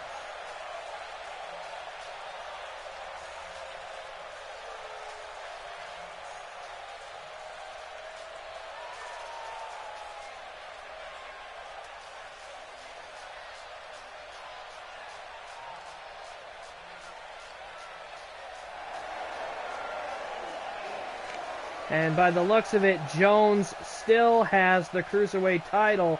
So I'm going to guess that Luigi might have gotten jumped in the back.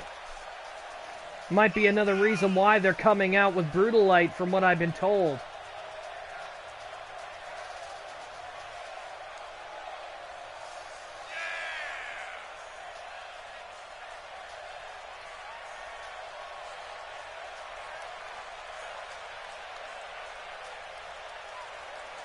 The Brightest Shadow asked, is the Dark Queen is the leader?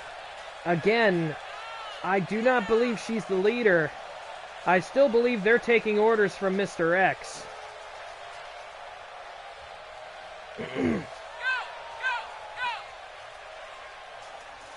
Then again, the Dark Queen might not be taking orders from Mr. X.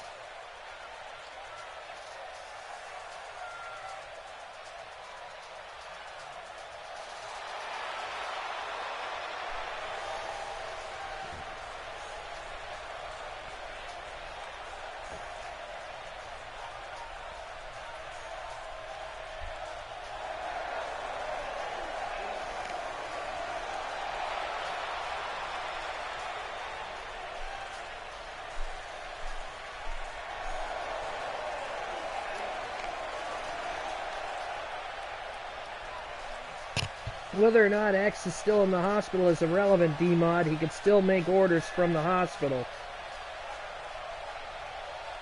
What we're speculating is right now Dark Queen is second in command, just because she has experience ruling.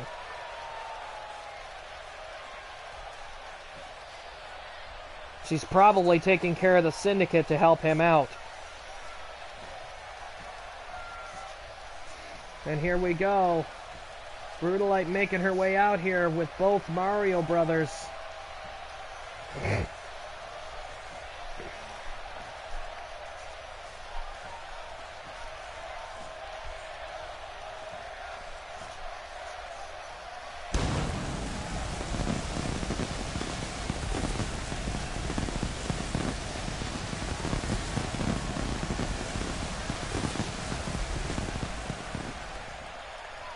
Brutalite, of course, one of the toughest competitors in the women's division.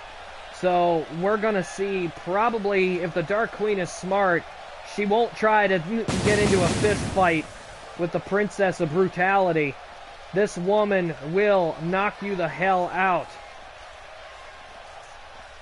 Brutalite is a violent, violent woman.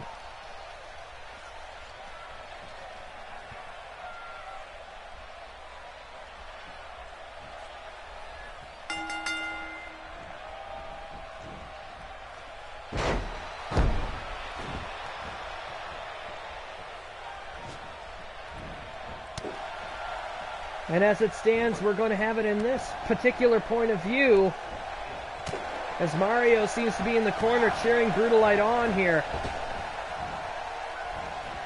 And immediately, the Dark Queen went for the axe kick, and Brutalite actually countered it right out of the get-go here. And Brutalite is taking it to the Dark Queen right off the bat here. The Dark Queen not able to mount any offense whatsoever at the moment.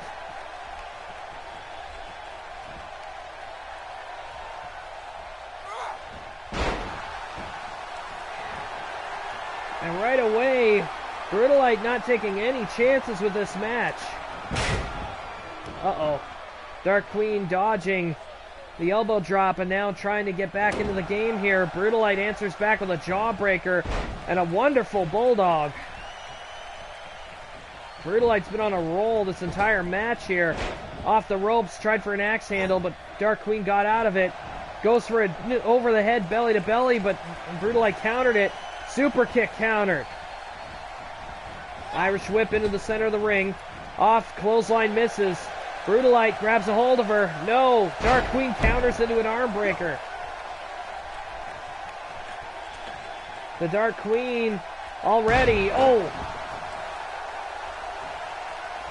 the Dark Queen mounting off one hell of an offense right off the bat.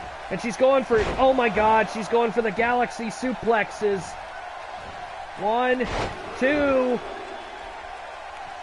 and it's going to be a third one, third, and let's go Brutalite, who slammed her head and back off of the canvas.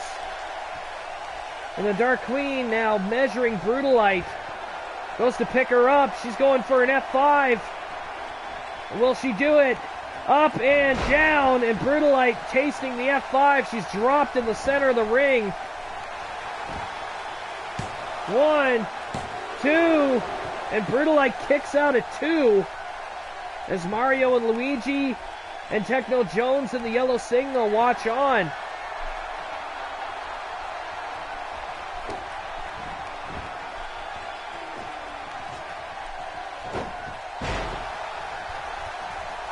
Brutalite again trying to mount some offense.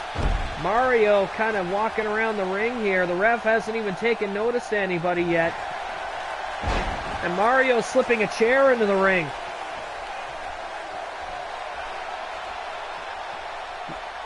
And we got a distraction from the Yellow Signal, and there was a spear, but the Dark Queen countered it.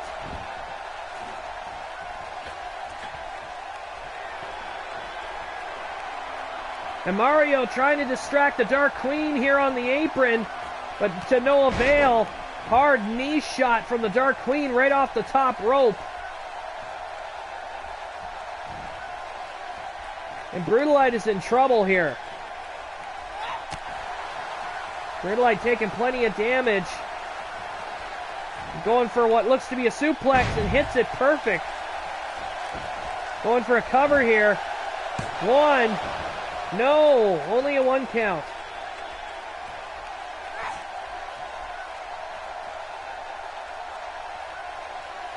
Mario and Luigi keeping a close eye on the other guys at the other side of the ring while we're watching the action out here. Brutalite going up top again. Up on the top rope. Goes for a body splash and missed it. The Dark Queen now taking full advantage. Hard kick to the gut. And she's going for what looks to be a pin. Oh. And lifts her up for a second one. Oh my God. And a third one. Good God, what a shot. 1, 2, and Brutalite kicks out at 2. We thought it was over there. Brutalite really taking some damage here. And she is getting out-wrestled by this woman. The Dark Queen is almost 7 feet tall.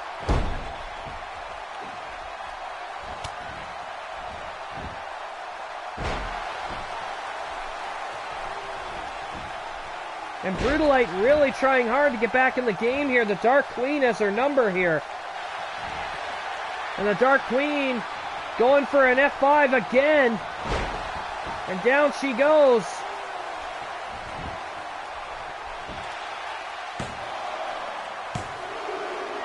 Two. And Mario up on the apron again. This time getting the referee's attention, forcing the ref to stop the count.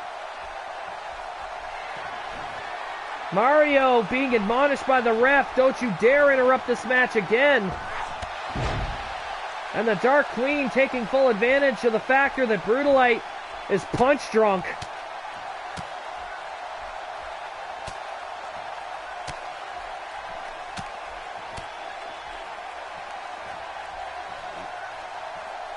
Mario getting angrier and angrier out here.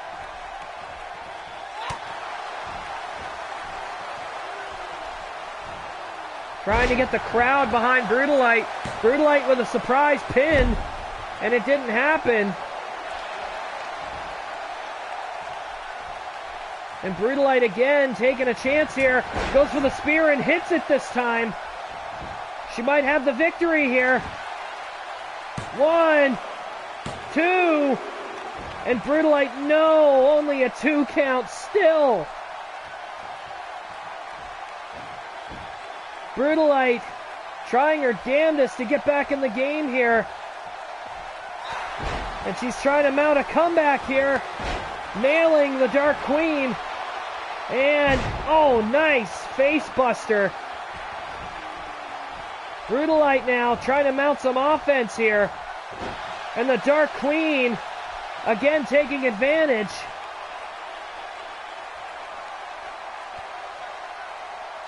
Mario's got that chair. He's probably going to slip it back into the ring, knowing him.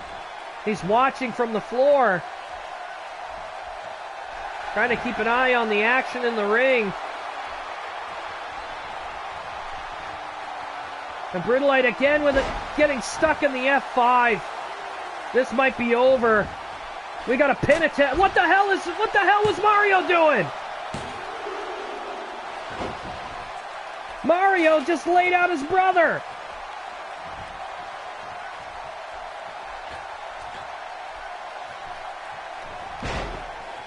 Mario laying out his own brother.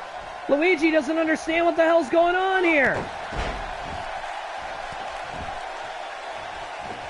What the hell was that all about? The Dark Queen went for an F5, and right as the pinfall hit, Mario hit Luigi with a chair. And Luigi, what the hell? Luigi doesn't understand what just happened. He's on the other side of the ring looking at the Syndicate. Techno Jones and Yellow Signal are just as flabbergasted as he is.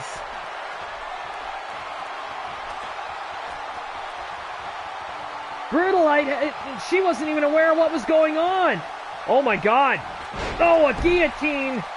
DDT right out of the corner. Luigi can't even believe what happened. Look at him. He's looking up at the entranceway. He's completely stunned.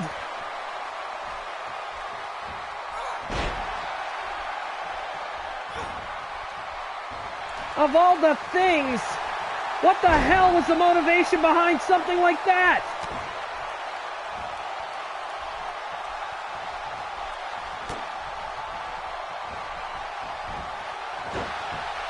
And I think another question is, where the hell is the Cruiserweight title?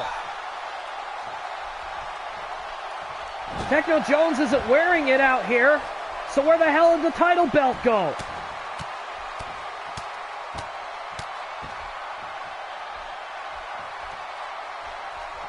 Brutalite and Dark Queen going at it. And again, I don't think neither one of them has noticed the factor that Mario's completely abandoned the match.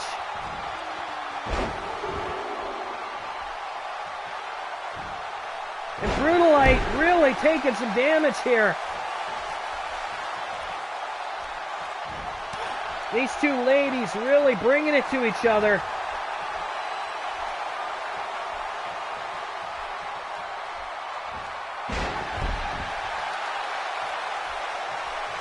And again, Brutalite now trying to get the crowd behind her. I don't think she's noticed that Mario's left.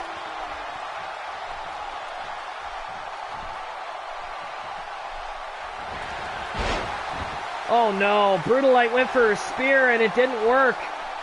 Dark Queen holding on and got her in a DDT. And she's going for a third F5. This could end the match right here. Up and over. Down we go. Brutalite has been completely brutalized. And one of the people who said they'd have her back up and walked out on her. Brutalite again kicks out at 2. The Dark Queen getting furious about it.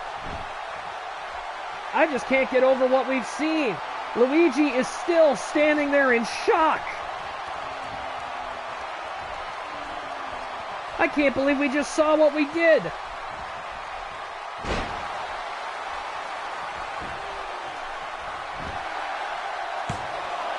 Brutalite going for a cover here and only a 2 count. As the Dark Queen manages to kick out again. And we've got a chin lock here. And the Dark Queen getting back to her feet. Hard body shot gets her out of it. And she's going for that suplex combination again. 1, 2, 3. And Brutalite, like I said, she's been absolutely beaten to a pulp out here.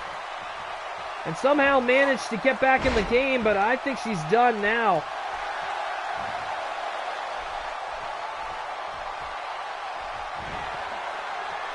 I can't believe what we saw earlier.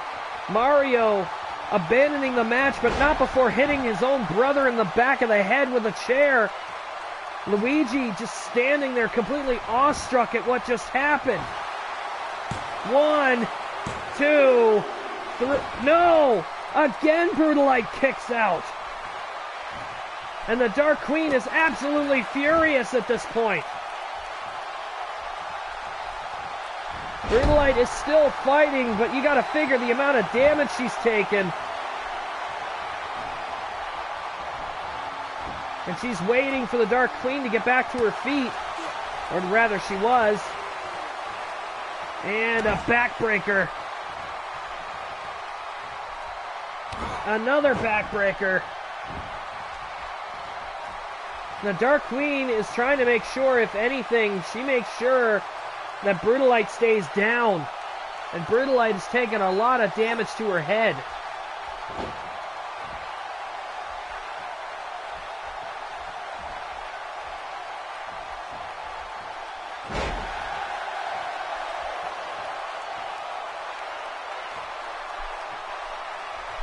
Brutalite possibly having a chance to win here. Trying to get a bit of a second wind and a nice DDT.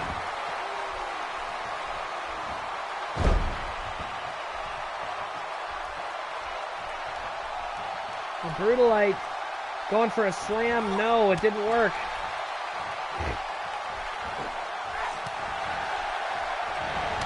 Oh, there's the spear out of nowhere. Brutalite hitting it. And we got a pin. 1, 2, 3. No! His hand hit for 3, and I don't blame Brutalite. She's screaming. The Dark Queen was down for 3. You heard the mat hit, the audible mat hit when he hit the mat for the 3 count, but he's exclaiming Dark Queen's shoulders were up, and there's a big cross body.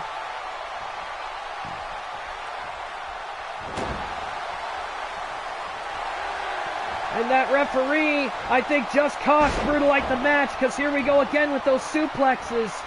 Brutalite's taken about 12 of these. Oh my God. 15 suplexes. I don't think Brutalite's even awake at this point. And if this keeps up, if she gets caught in the F5 one more time, it's definitely over. Brutalite going for another cover here after a bulldog. 1, 2, and a 2 count only.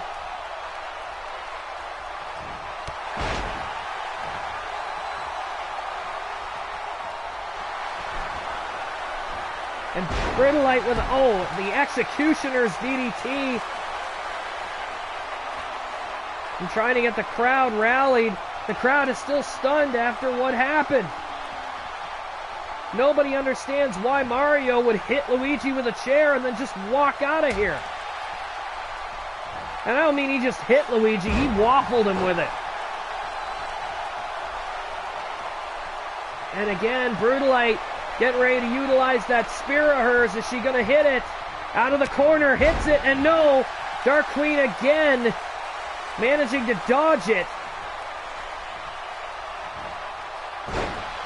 And a float over suplex as Brutalite wasted her chance to try to take out the Dark Queen.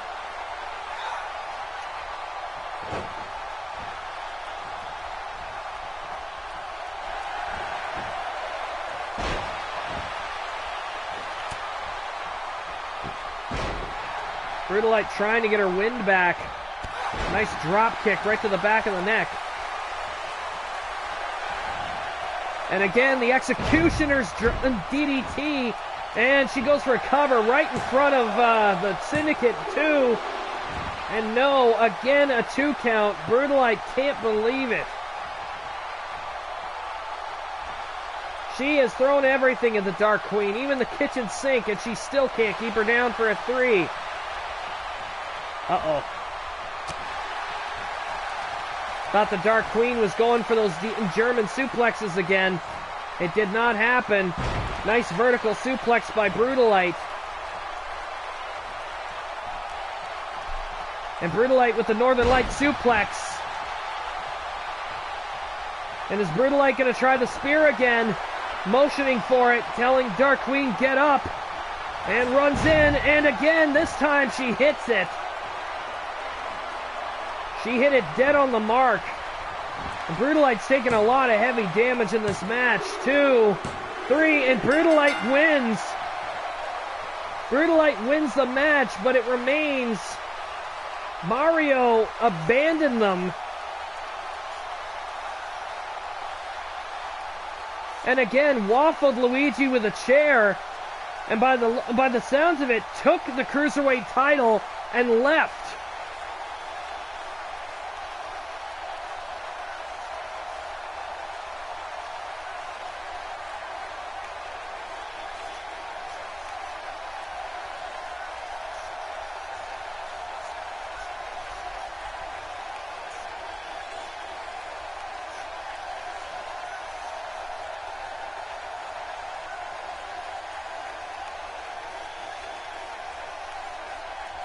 We're not seeing anything here.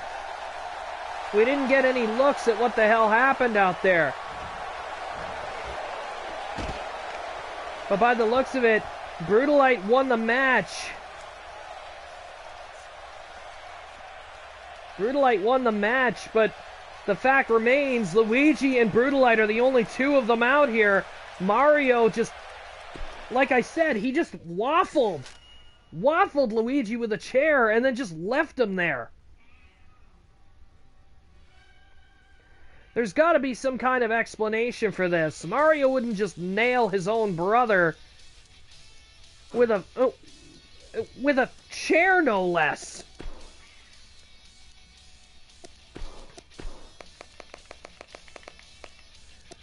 And Luigi, he was leaving the ring. He looked upset. And if I know that look, Luigi's probably going backstage to get some answers.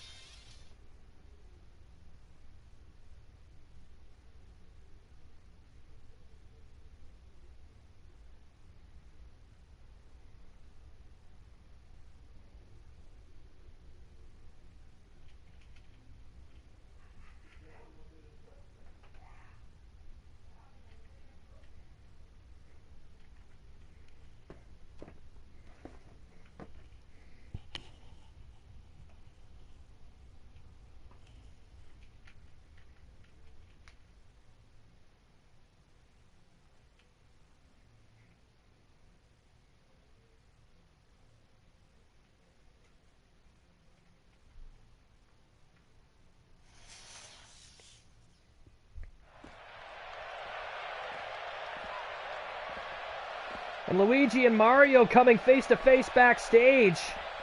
And Luigi is fucking pissed and whoa! Mario didn't even hesitate that time. One shove and Mario is already attacking his brother. I think Luigi had every right to ask for answers, and now Mario, he's not giving him answers, he's just beating the hell out of him. And now Luigi fighting back. The Mario brothers are having a go at each other out here in the backstage area. Oh my god. Oh, a power bomb. Luigi hitting the back of his head right off the concrete floor.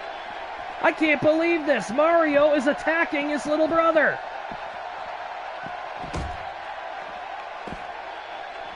And these two are really going at it. I don't know what this is about. I really don't know what this is about. I can't believe Mario did what he did, but they're actually brawling backstage here. I remember them having just as big a rivalry in No DQ CAW after Luigi, who had made a heel turn of his own, had actually retired Mario from No DQ CAW. I mean, they eventually made amends, but is this lingering revenge that Mario's been looking for, or is this just the factor that Mario's just, I don't know. There's got to be some reason that Mario and Luigi are attacking each other like this. And Mario is not hesitating to attack his brother with whatever he can find.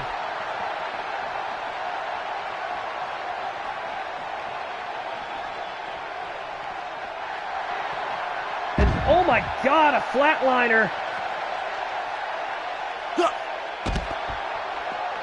Mario and Luigi fighting backstage here.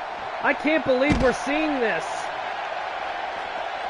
I mean, Mario has had Luigi's back countless times already, even here in XPWL. I can't believe that they're actually fighting.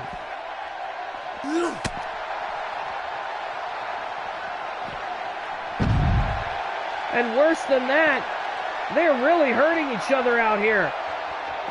Oh my god, leg drop.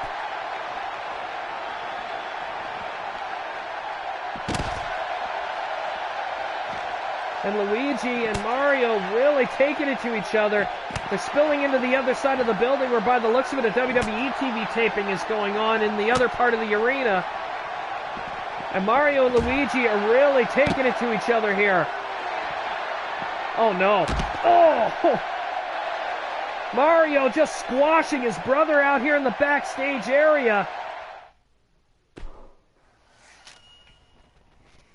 And Mario has just left Luigi sprawled out in the backstage area. What the hell could this have possibly been about?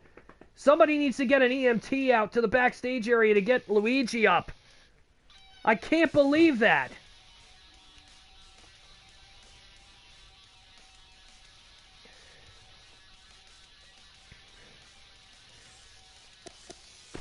Oh man, and we've got 3 more matches tonight.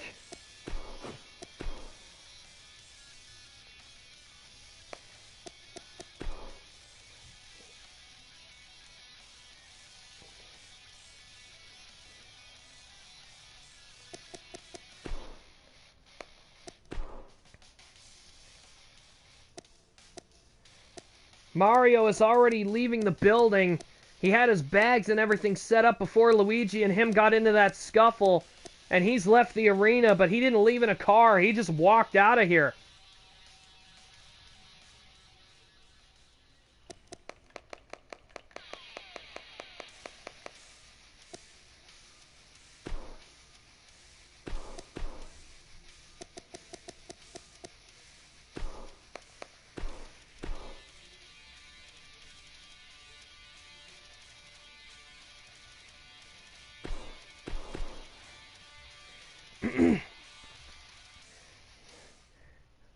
We're being told by the EMTs that there's a possibility that Luigi might have some bruised ribs.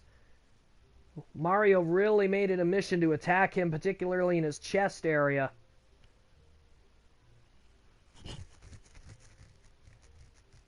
We'll hopefully have an update for you before the end of the evening.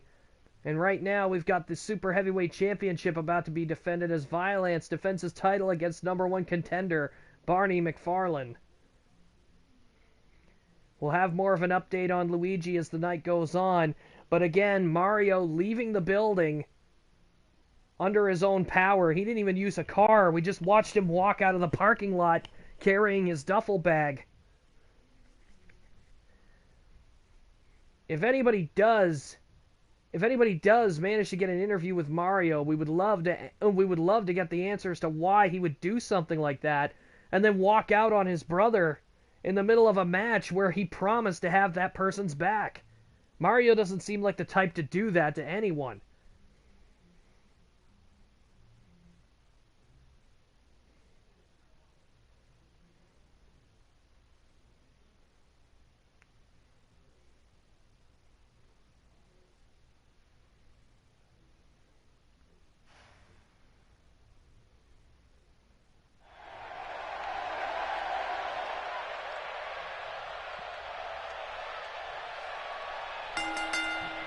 The following contest is scheduled for one fall and is for the XPWL Super Heavyweight Championship.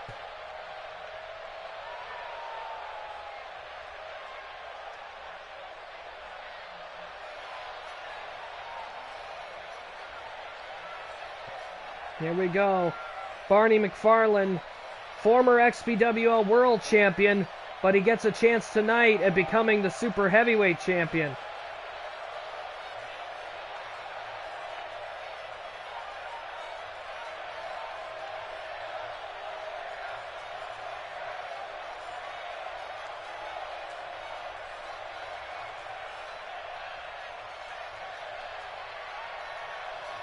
The fans still flabbergasted at what they saw earlier with Mario turning his back on his own brother.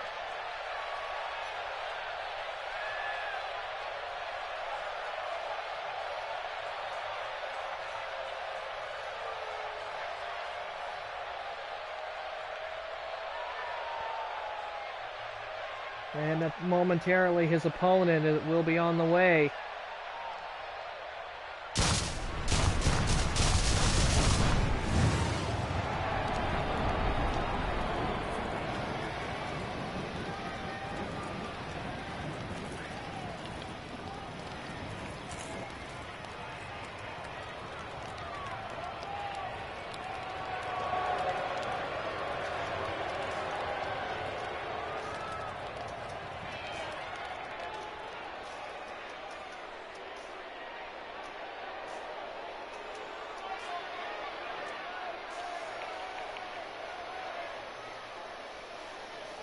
Violence winning his XPWL Super Heavyweight Championship back from Robroman at our last pay-per-view, Thanksgiving of Pain.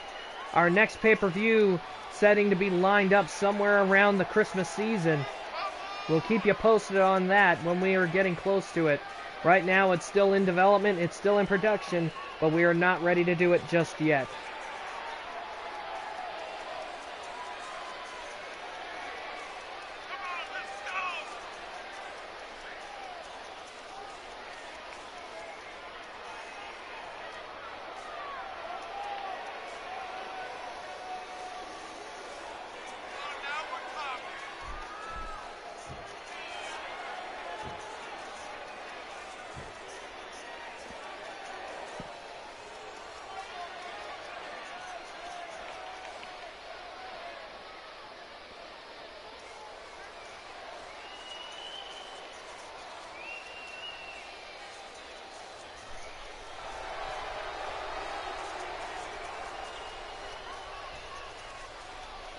The man with the moniker Ultimate Hardcore has made it into the ring.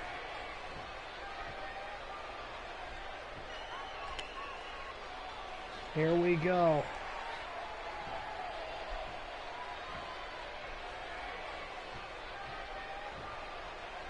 Introducing the challenger from Aberdeen, Scotland, weighing in at 420 pounds. He is Barney McFarlane.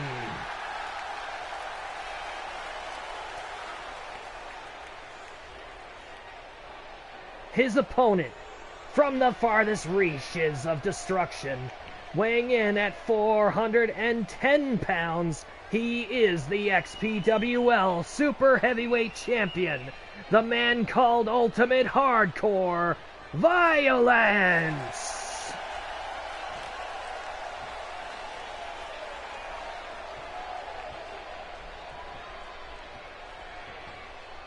This title match is going to be set to be a hell of a barn burner.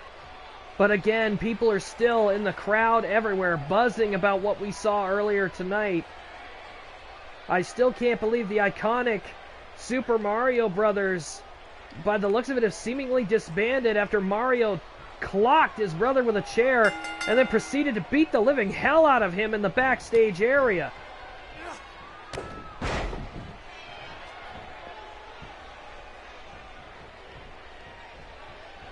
And right now we got two big hosses in the ring here getting ready to do battle. Hard power slam, both of these two over 400 pounds. More than enough for the super heavyweight division.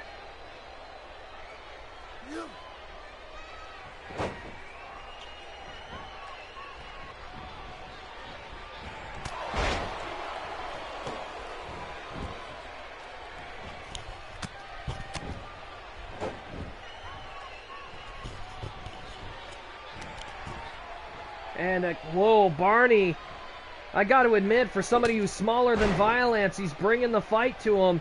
Barney, just as big and bulky a fighter as Violence is. And those hammering fists of his are being surprisingly effective against Violence.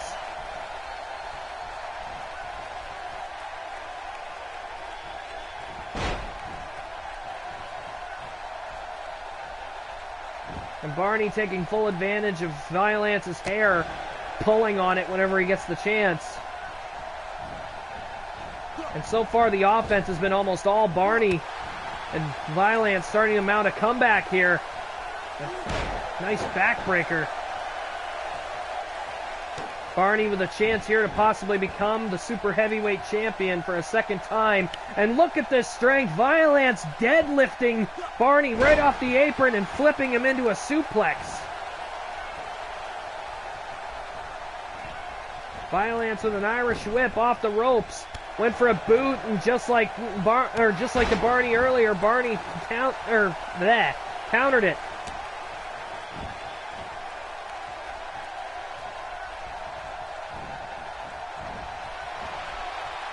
And Barney and Violence really taking the fight to each other. Hard-fisted shots. I mean, they are really, really beating the hell out of each other. And Barney again with the hair pull. And applying the claw to Violence's tricep. Nope, no luck there. Violence taking his legs right out from under him. And going for a suplex. No, Barney counters and executes one of his own. Barney seems to be hungry tonight. He wants that title. I guess his stomach has been feeling mighty cold since he lost the XPWL World title. And wow, just leveled Violence in the gut. And Violence having a hard time getting back to his feet. Manages to do so. Barney goes to pick him up, and there's a counter. And Violence really taking it to Barney McFarlane here. But Barney doing a lot of the same. Nice hip toss right across the ring. Both of these guys more than capable of manhandling your average man. And Barney really taking it to him here. Throwing Violence out here on the floor. And Barney's going to follow him. What is he doing? Violence gets to his feet, and Barney, what the hell? Oh, he's going to powerbomb him on the floor. No, wait, oh my God, he dropped him right on the LED light on the apron. Barney McFarland with aggressive tendencies, and Violence with a back body drop, getting out of Barney's grip there, dropping him on the apron. And these two are really taking it to each other out here on the floor. We're at a 5 count now. I hope this title match doesn't end on a count out, but there's a good chance of it. And oh my God. An STO as Barney and Violence get back into the ring here. They got back in at 7. And oh, there's that lariat from Violence. And Barney has been laid out. Violence going for a cover here. He might have it. 1, 2, and no, Barney still being awake enough to kick out. You gotta wonder how many beers he's had before he came in tonight. The man loves his pints. And there's the head scissors, and Violence striking with the point of his elbow pad. The big man going up top here. And an elbow drop.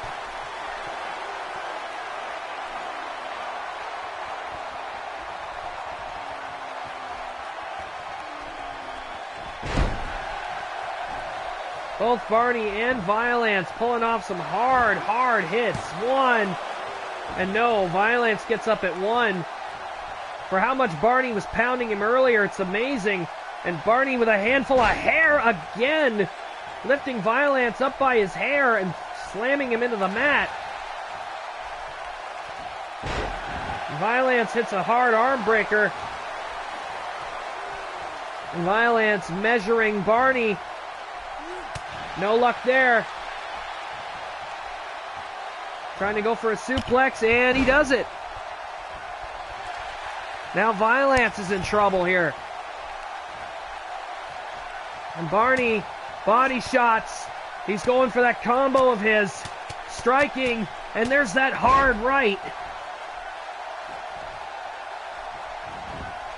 And Barney has Violence right where he wants him. 1, 2, no. And Violence also kicking out of Barney's barrage at 2.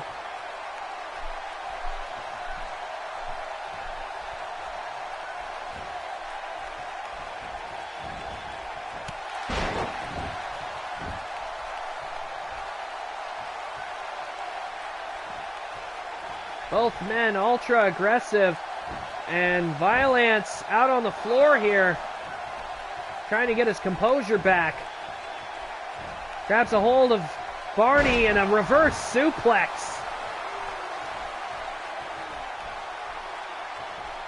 And he goes for a cover, not hooking the leg here. 1, and yeah, only a 1 count. I didn't expect that to work either.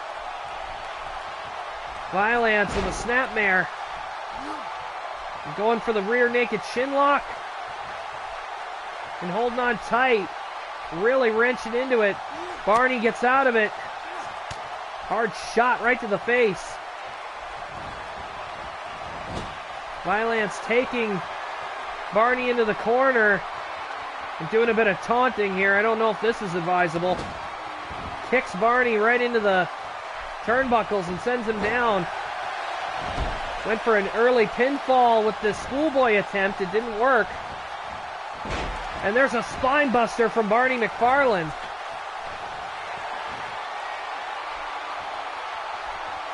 And Barney on the second rope here went for a shoulder tackle and missed. Violence picking up Barney and taking him to the opposite corner. 1, 2, no, only 2 turnbuckle shots. No luck though. And, oh, a Uranagi from a back suplex combo. And Barney grabbing Violence by the back of the head. And is he going to go for the reverse choke slam? Yes, he is. And Violence's head bouncing off the canvas. Gorilla press, slam.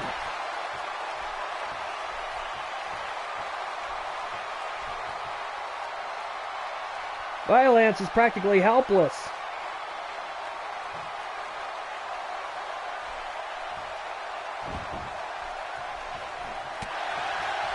Oh, maybe not.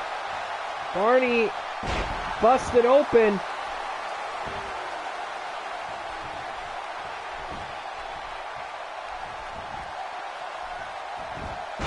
Barney taking Violence's legs out from under him. And an elbow to the back of the head. And, oh my God, there's that lariat again. And Violence laid him out in the center of the ring here. 1, 2. Oh my God, it was almost 3. Barney almost got laid out. Violence again. Irish whip, ref goes down.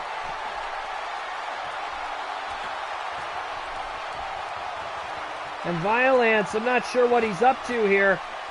Grabbing a hold of Barney. Is he going to superplex him off the top rope? He is.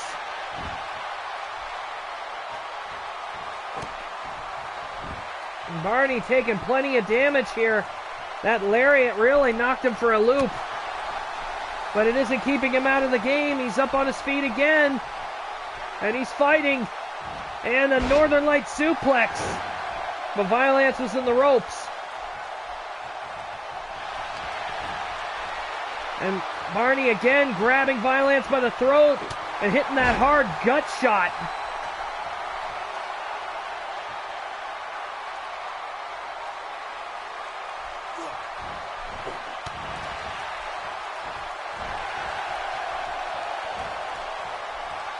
And a power slam from Violence. And Barney rolls out of the ring to the floor.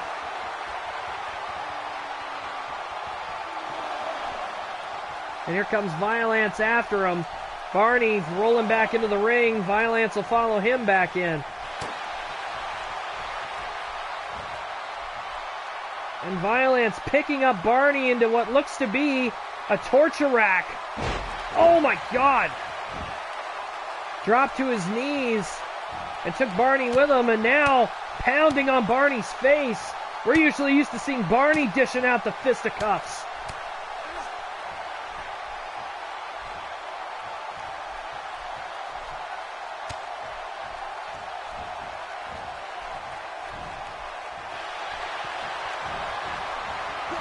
And Barney tossed out to the apron of the ring here. And Violence, is he going to do what I think he's going to do? Pile driver off the apron! Oh my God!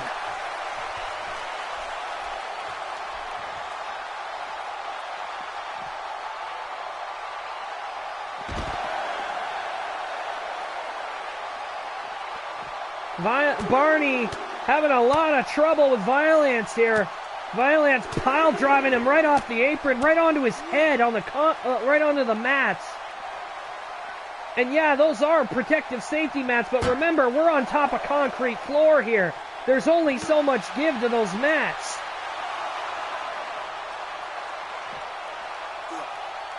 Now, Barney could have had his neck broken for all we know. And these two are really taking it to each other out here on the floor.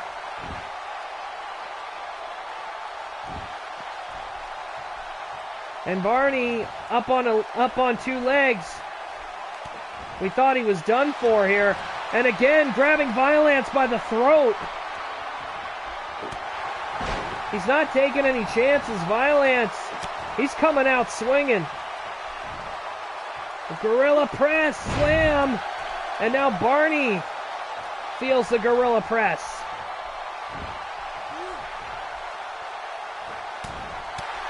And Barney and Violence really taking it to each other here. Barney gets him set up in the corner. Violence does it himself. Oh, and a DDT out of nowhere.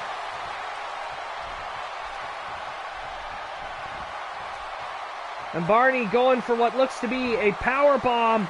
And it's a jackknife.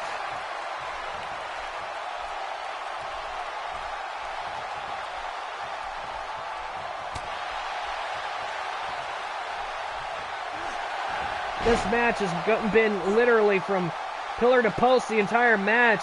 And Barney, while he is bleeding a little bit, he's not bleeding profusely, which is what we're usually used to seeing in his type of matches.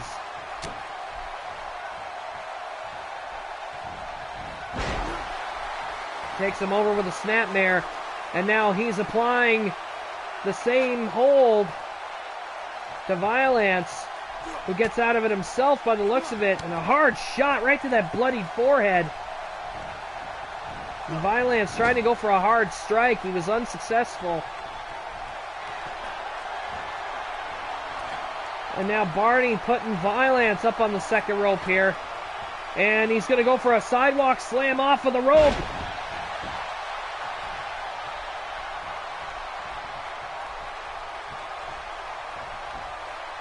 Barney's face covered in his own blood as Violence now trying to take advantage. Went for a hard shot. Barney answers back with one of his own. Hammers him right across the head, and he's going for a shin breaker.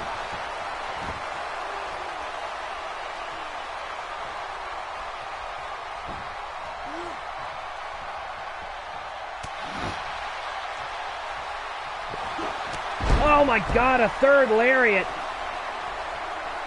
Is it over as Violence rolls in for the cover?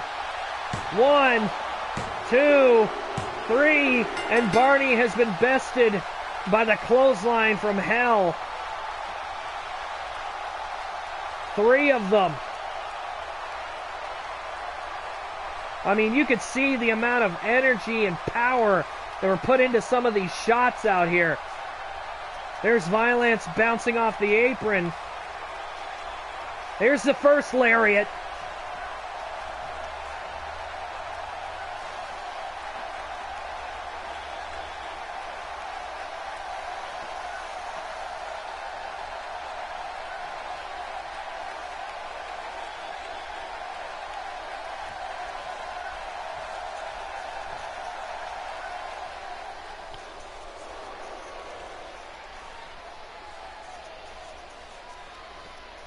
Barney put on one hell of a show tonight, but at the end of the evening, the man christened as Ultimate Hardcore is still the king of the super heavyweights mountain.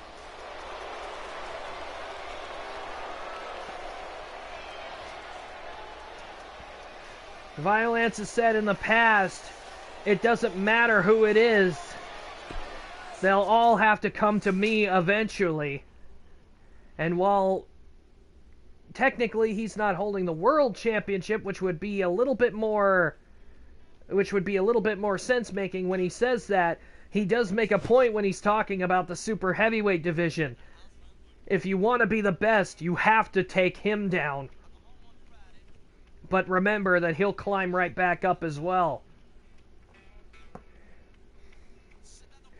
The next match we have is an 8-man battle royal for the XPWL International Championship. Over the top rope rules apply as we get ready for this next match.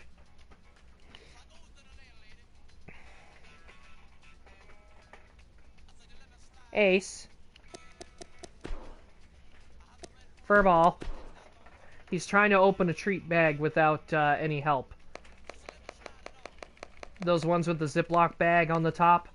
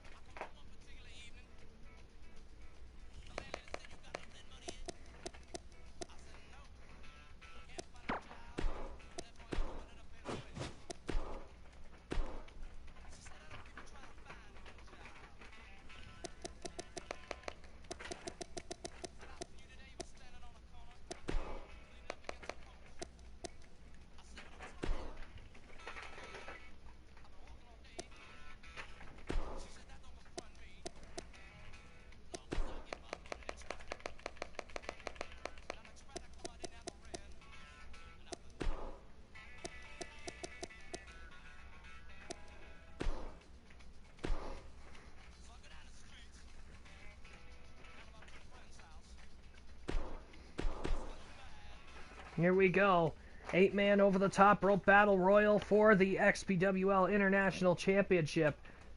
Man-face, of course, defending it against 7 different competitors, one of which was one of the men that, with him, was responsible for the ring at Thanksgiving of Pain to completely explode, and we had to rebuild it before the world title match that night.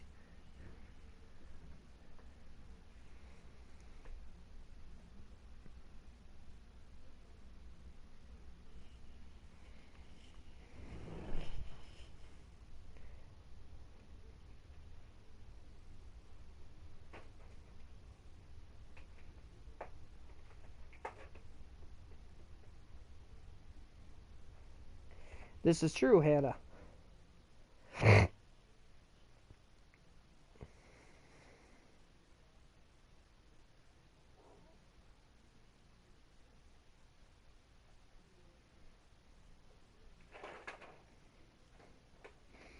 Ace, you are not going to get that bag open.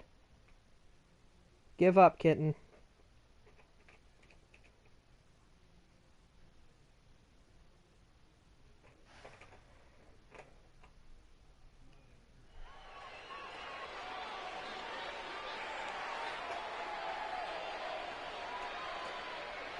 Here we go.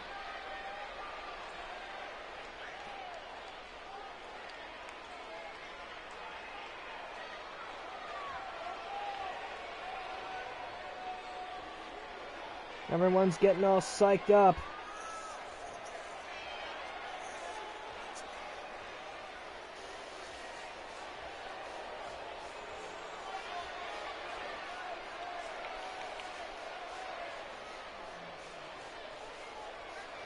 And our first entrant coming down is Vincent Strongman, who again, as the last time he was involved in any kind of interview, he interrupted one, screaming that he wanted his World Championship match. He got involved in a World title match, but he didn't come out the victor. He was so upset about it, he actually ranted to our backstage interviewer Hanako about it. But now he's got a chance of the international title. I would say it's an opportunity that he's well more than earned, as he's out here looking to make a name for himself and get more gold under his belt.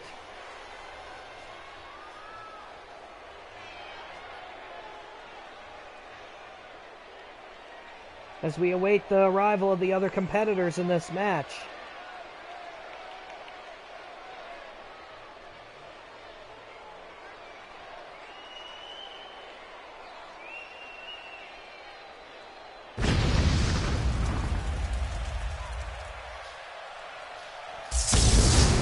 Uh-oh.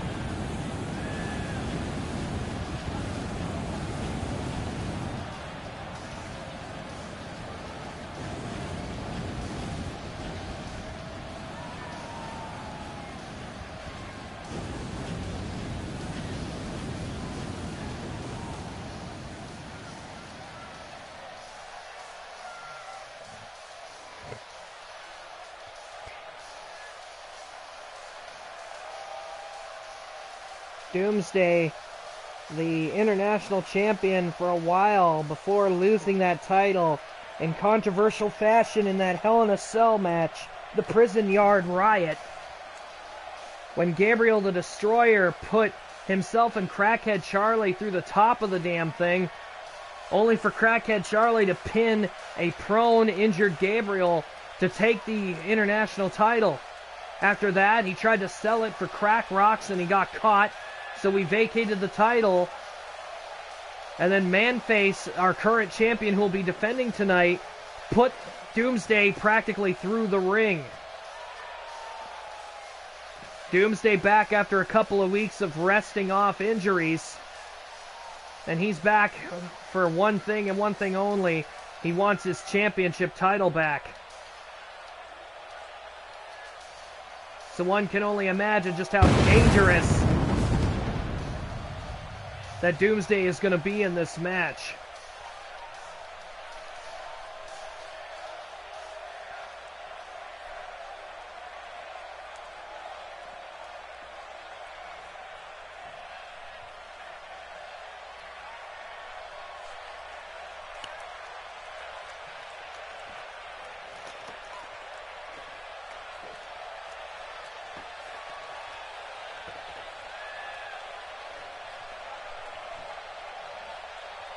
as another of our competitors is getting set to come out here.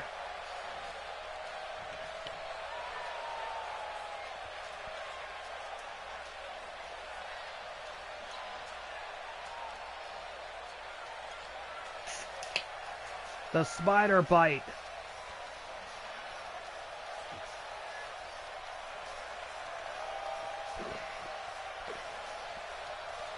Again, spider bite moving up a division. He used to be a cruiserweight. He moved into the heavyweight division. And while he has moderate success, he hasn't won any singles titles yet. Maybe tonight will be his lucky night.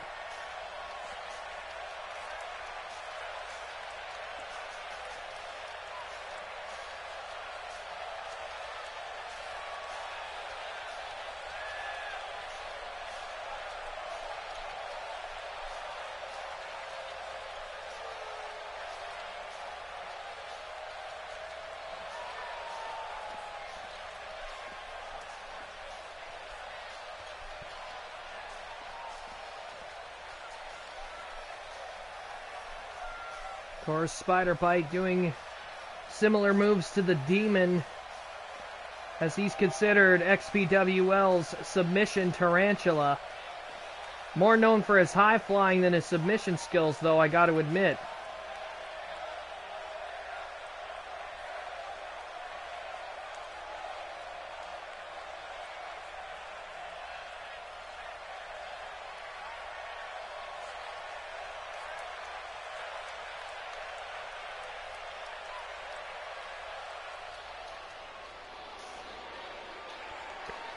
Another man looking for a shot at gold.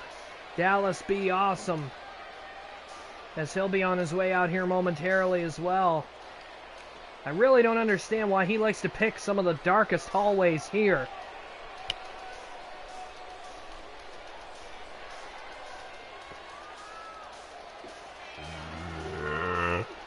Excuse me. Better out than in.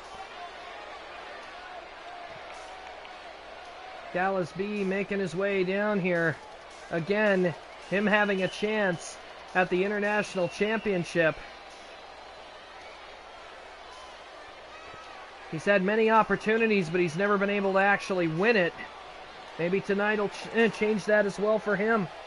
A lot of people could have, a lot of people could get a lot of stroke of luck here in a match like this, a battle royal. There's no pins and submissions. You just have to get your opponents out of the ring.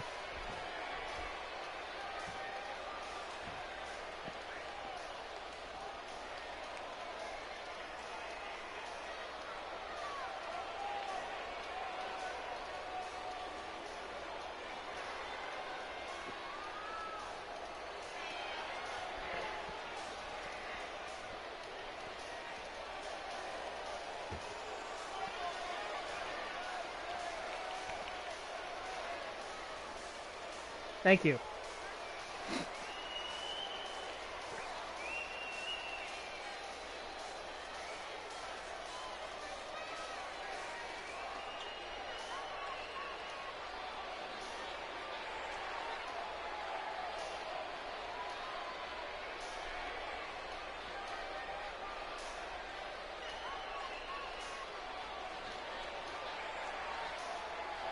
To be truthful, I can't wait to show you guys what Saturday Night SlamMasters stage is going to look like in 2K19. Those that have been following me also know that I have a Twitch account, and on 2K19 I have been doing creation streams. I've also got a donation button there, so if anybody wants to be generous and enjoy what they see, I wouldn't mind having a couple bucks thrown at me every once in a while. But more on that later. As now we are being exposed to Adam Anderson, the brother of current world champion Eric Anderson.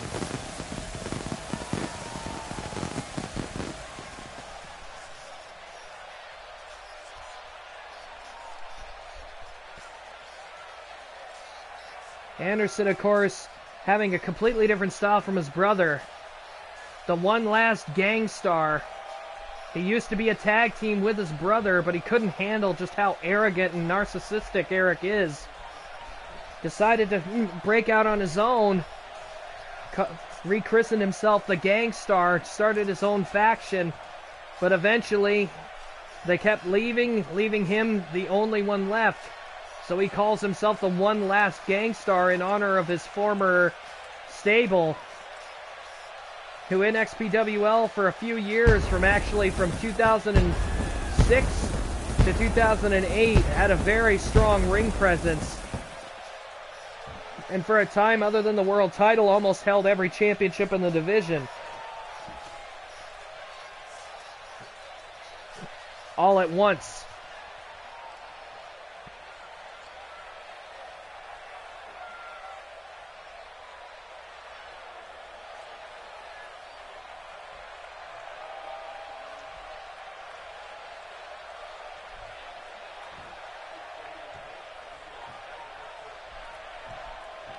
I wouldn't mind that.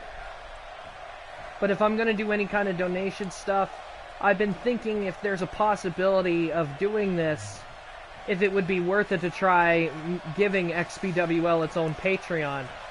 But I don't know how that would work, and I don't know how people would feel about that. What would you guys think? I have been debating it for a while because I've been thinking, depending on how much donations I get, I want to have money for myself, but I want to give back to the people that donate. For example, contests.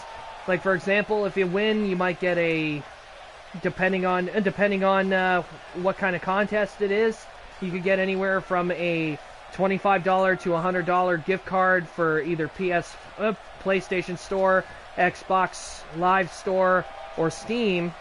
I'm thinking about it, but until I actually do it, I'm not intending on it. See, the thing is I don't want to make people, if I do a Patreon thing, I don't want to make people feel like I'm screwing them out of their money. Because, truthfully, this is WWE games, but these creations are mine.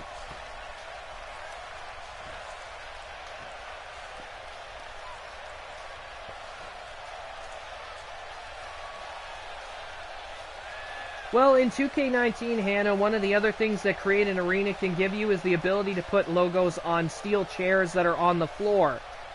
The floor seats around the ring, you can actually put logos and stuff on the back end of the chairs. Trust me, Saturday Night SlamMasters has a whole bunch of chairs lined around the ring that has XPWL on them.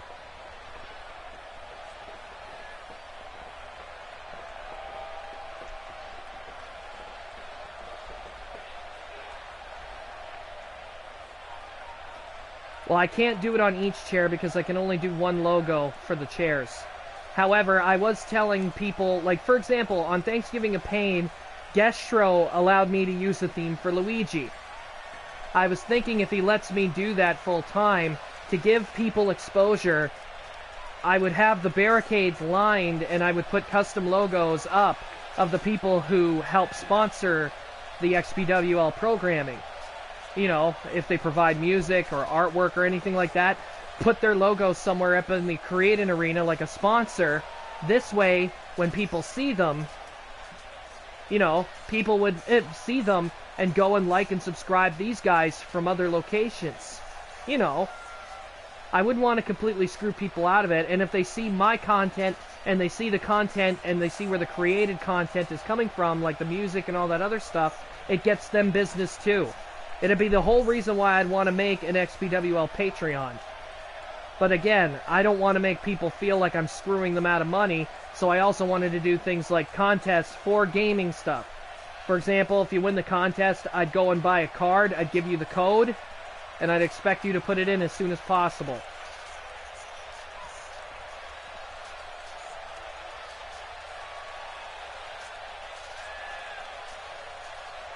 Yeah. I was thinking about that.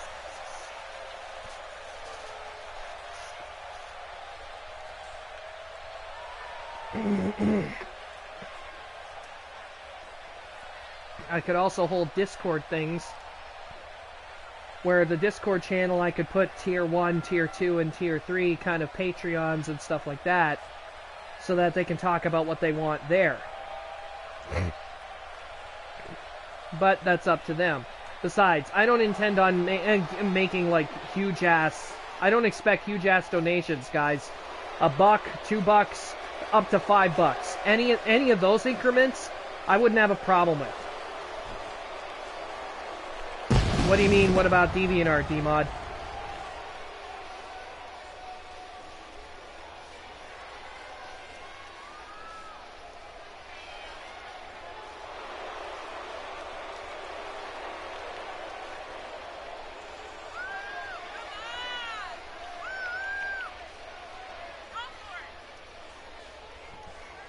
I'd be putting stuff up on DeviantArt too, don't get me wrong.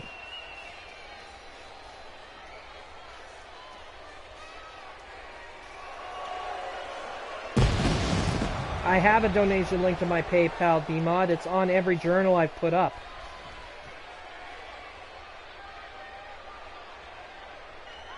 It's a link. All you gotta do is click on Donate to Me here. And the XPWL International title is glitched. Nevertheless, here we go. 8-man Battle Royal for the International Championship about to begin. And there are a lot of bodies in here. And right off the bat, we got an elimination attempt. Honestly, Steve, I thought about it, but I've decided that especially with it being so close, I wouldn't have enough time to do any video editing or anything like that. So I'm saying no to it. I'm going to focus my efforts on trying to have a pay-per-view ready for the Christmas season.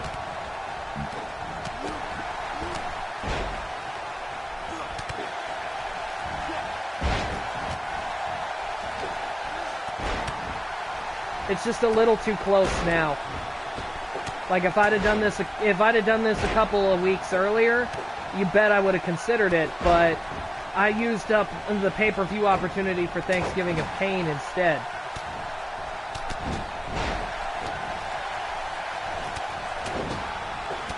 And the action is getting hot and heavy out here as Robro is locking up with Axel. Vincent Strongman locking up with Spider Bite.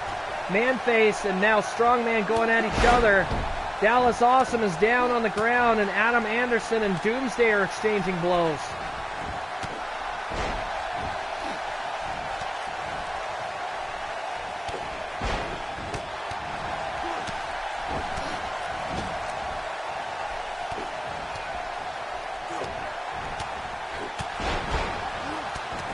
Various attempts at elimination here, but with no luck. And Adam Anderson gets chucked over the top rope by Doomsday. He's out. The Gangstar has to go back to the backstage area as Rob is trying to eliminate Axel Stone here. Dallas Be Awesome now taking a shot at Manface. Drills him face first into the canvas.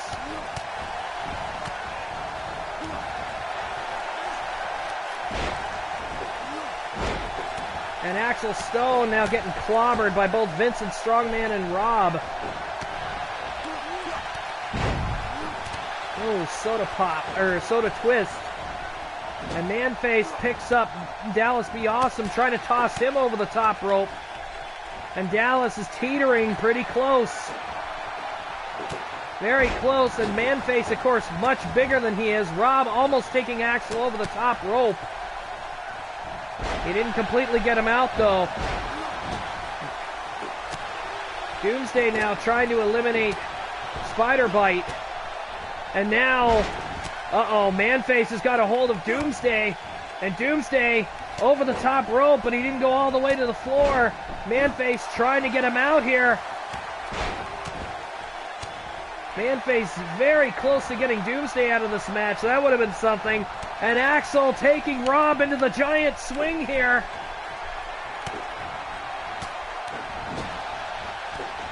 And Doomsday takes Spider Bite out of the equation. Chuck Strongman over the top rope. Attacking him on the apron. And Strongman's been eliminated. Doomsday gets rid of Vincent Strongman. Oh, Dallas Be Awesome. It eats a face buster right into the canvas. And now the giant swing happening again, this time with Dallas Awesome on the receiving end of it. And Rob and Doomsday taking it upon themselves to assault Axel, who's fighting back against Rob, who claps him right across the chest, and a hard headbutt. Doomsday going for the choke slam, and choke slams Dallas B. Awesome. I don't think Awesome's got a chance at this point. Rob, Irish whipping Manface into the corner. Wrestles him in there. And he is trying to get Manface up over the top rope. He can't get Manface up off of the canvas, though. Manface is just too much for some of these guys. Now Axel trying to get rid of Dallas B. Awesome over there on the top of your screen. As Doomsday and Manface go back to pounding each other. Shades of that championship match they had. And now Doomsday giving Axel a hand. But for naught, because Dallas got out of it.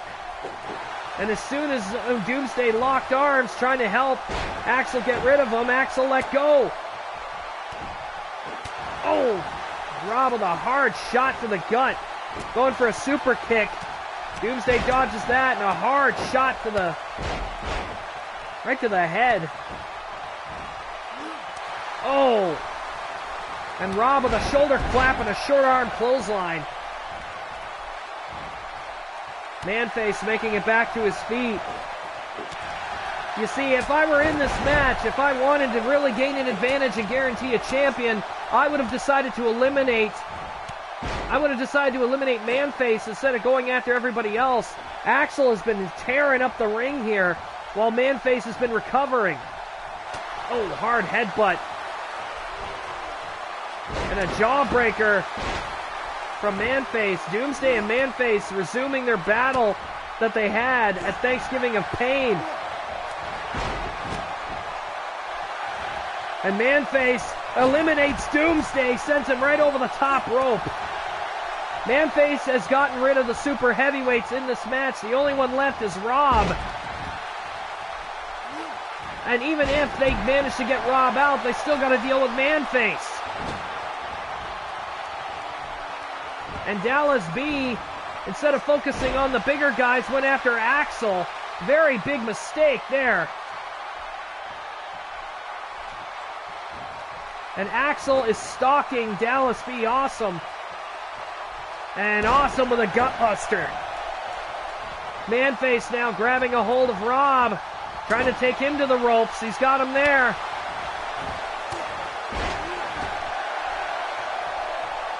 Oh, Rob taking Manface's legs out from under him. Kicking the hamstrings. Oh! And then he made the mistake of going after Axel Stone, who kicked him right in the skull. That metallic skull of his. Whoa! Oh, Manface is out! We're guaranteed a new international champion! Dallas B. Awesome with that wonderful clothesline. And, oh, Awesome and Rob now working together against Axel Stone here. Backbreaker, that stopped it real quick. And Dallas gets a clap across the chest for his trouble as Axel trying to crawl towards the ropes here to get himself back in this match. Manface has had a hell of a run as champion. He's damn near flattened the division, but we're guaranteed a champion tonight. Oh! We had a great, well, somewhat great win in the tag team division earlier tonight with Kideo picking up the tag team titles. And now Rob making his way back to his feet. Went to attack Axel. Axel was waiting for it. And now Rob and Axel exchanging blows here. Rob gets him back to a vertical base. Headbutt. And even if Axel's prepared for this, he's got to deal with the factor that Rob is a lot stronger, a lot more weight behind him. It's basically Robo X on steroids. And Axel has been eliminated, leaving only Dallas B. Awesome and Robroman. And guaranteed whoever walks out of this one is the new international champion. And by the looks of it, Dallas B is getting a second win here, trying to get himself back in the game, pounding on Robro-Man here. Off the ropes here, and flipping the bird a bunch of times, and actually managing to hit him. And Rob taking the fight to him, hard knee lift. And grabbing Dallas B by the head, and there's that Iron Claw slam that we were talking about earlier. And he's going to do it again, picks him up again, 2 of them in a row. Good God. Dallas is going to be out on his feet at this rate. I can't believe that, 2 Iron Claw slams in a row. And Dallas is standing, but he looks visibly dazed. You can see it.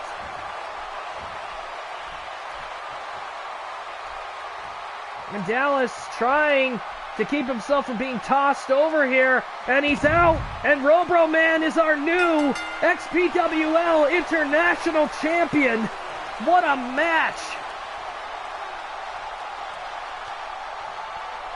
Take you back to some of the action here. There's that elbow from Dallas B. And there's the elimination, picking him up. Watch him. He soars over the ropes here.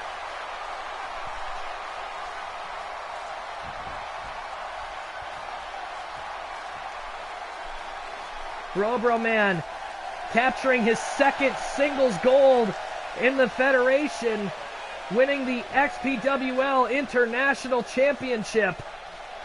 So now Robro-Man can now add 1 Super Heavyweight Championship and 1 International Championship win to his credit.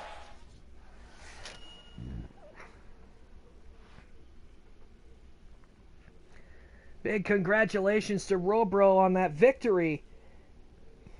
But now we have ourselves one last contest, the World Championship. And the first time, I believe, that this title will be defended against one particular person here in a one-on-one contest. So this should turn out to be an excellent match, to say the least.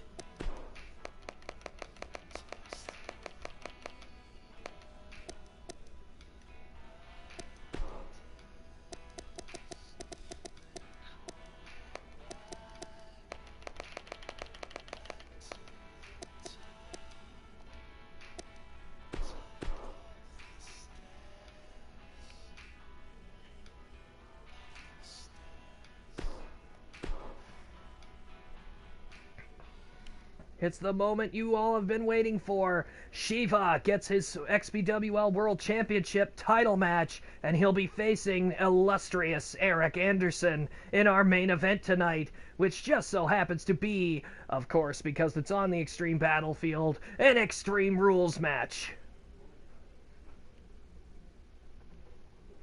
Hold on to your hats, folks. You ain't seen nothing yet?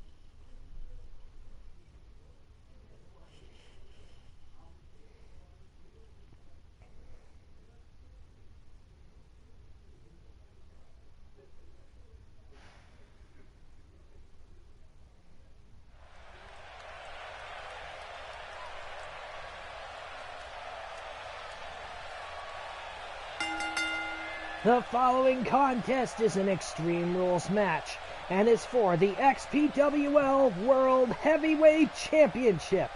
Is of course what she would be saying if the microphone was on. We've been trying to send her to AA meetings. We hope that this year she'll make it to one of them. Here we go. the challenger on his way to the ring.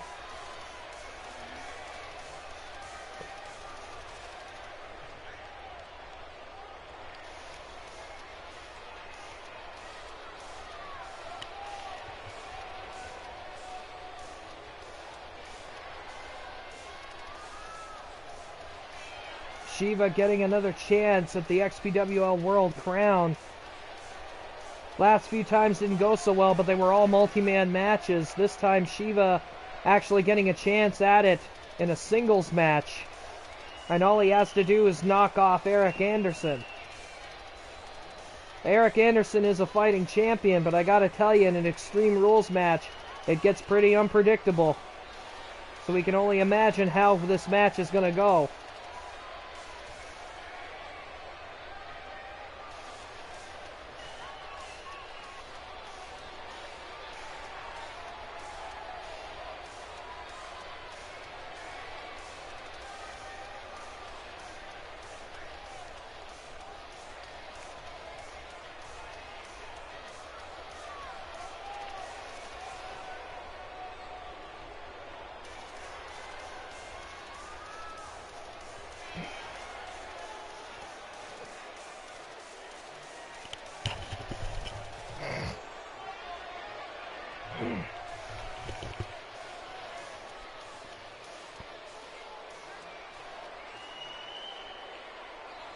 Shiva now awaiting his championship match with the competitor that's about to come up here. And you know damn well that he is stealing Magic Mare's entrance.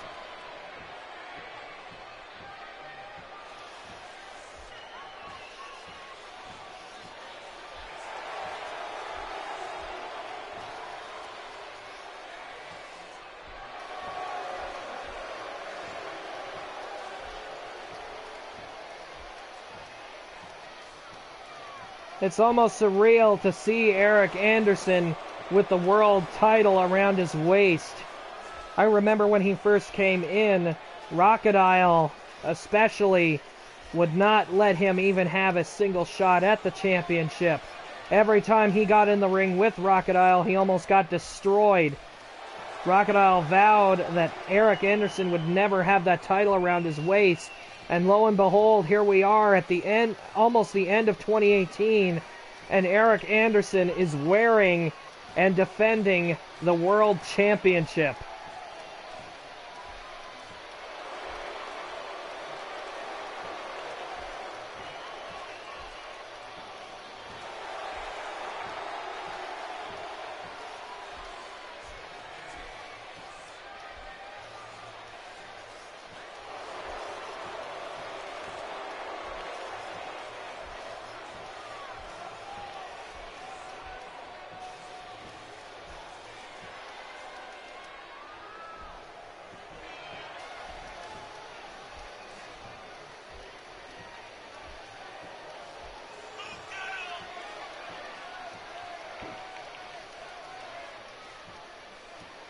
As much as people don't like how much of a cocky, arrogant prick that Eric Anderson really can be, nobody can deny the factor that he actually earned that world title he's wearing.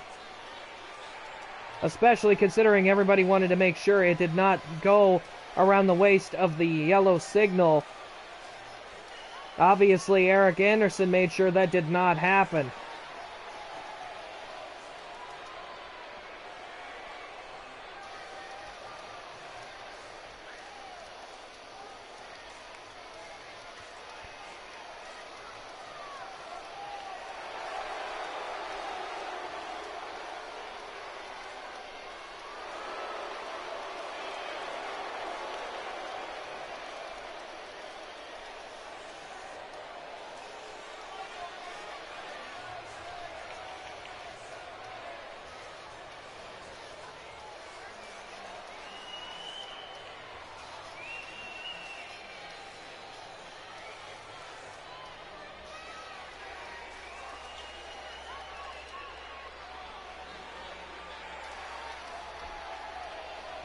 Here we go.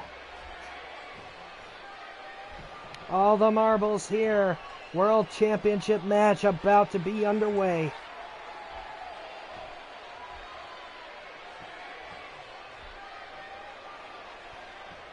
Introducing first, from Kyoto, Japan, weighing in at 220 pounds, he is Shiva!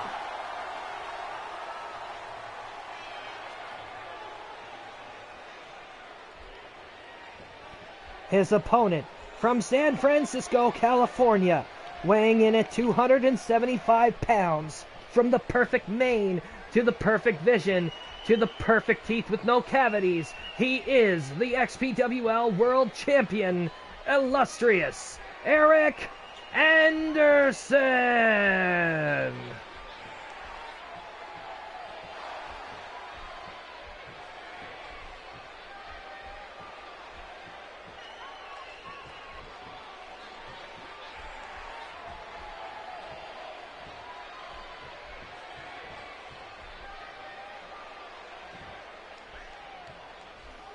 Shiva finally getting a legitimate one-on-one match for this title.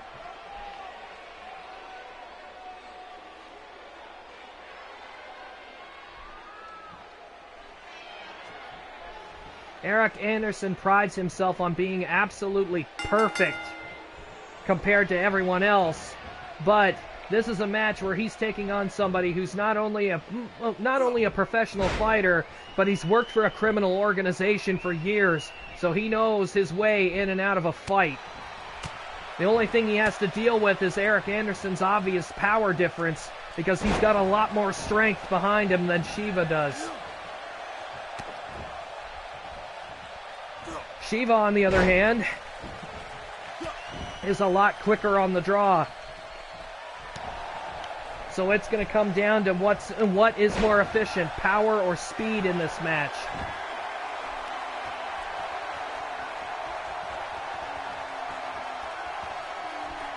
And Anderson showing his dominance and sending Shiva right over the top rope here. They're out here right in front of the crowd. No pinfalls outside of the ring. You have to pin inside. And there's a Goomba stomp by Shiva.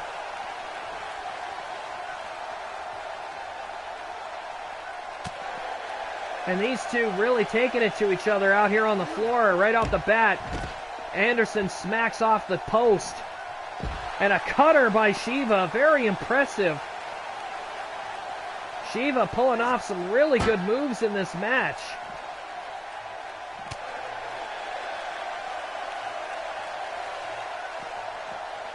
Shiva looks like he's going for a soda twist.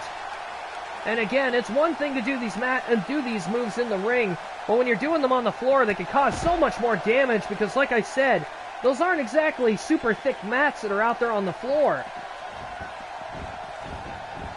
Then again, we've got, like I said, this is Eric Anderson and Shiva going at it for the world title, and both of these two were tough competitors.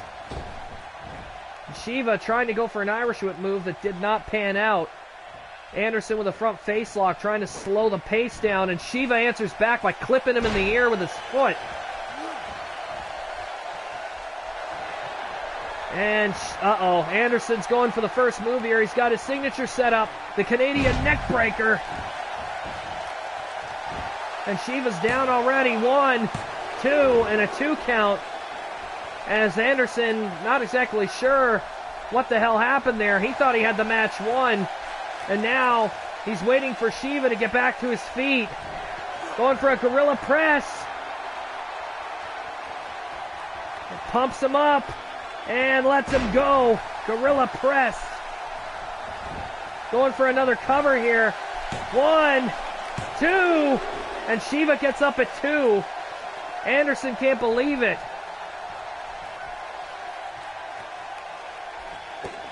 Shiva a lot smaller than Anderson, and Anderson is making sure to use that to his advantage, catching Shiva in a submission hold, but Shiva able to get himself out of it.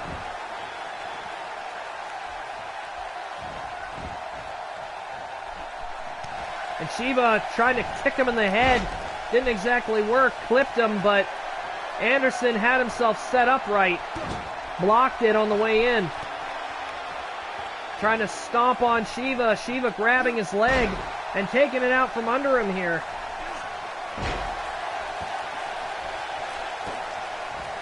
And Anderson completely dominating at this point in the match here. And what the hell is going on now? What the? Oh no, not another invader from WWE. The world's strongest man, Mark Henry. What the hell is he doing here? And grabbing a hold of Anderson, and Anderson trying to fight him off. Anderson picks him up. Look at this, picking up the world's strongest man and pumping him up and dropping him with the gorilla press. Anderson thoroughly beating on Mark Henry. Mark Henry shouldn't even be out here.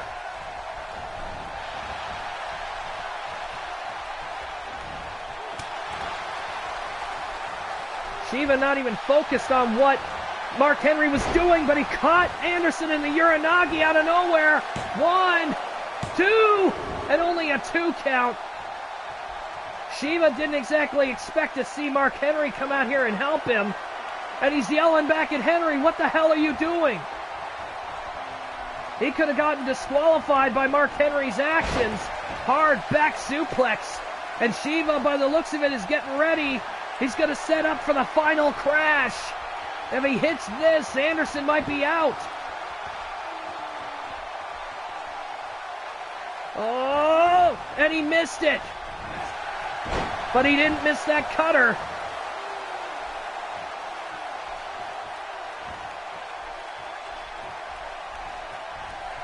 Oh, hard kick right to the face.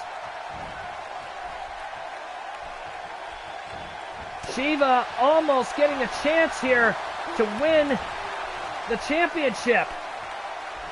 And he almost hit the final crash, but he missed it. Nice snapmare. And grabbing Anderson into the head scissors and bashing him in the head with his elbow. And going for a cover again. 1. No, only a 1 count.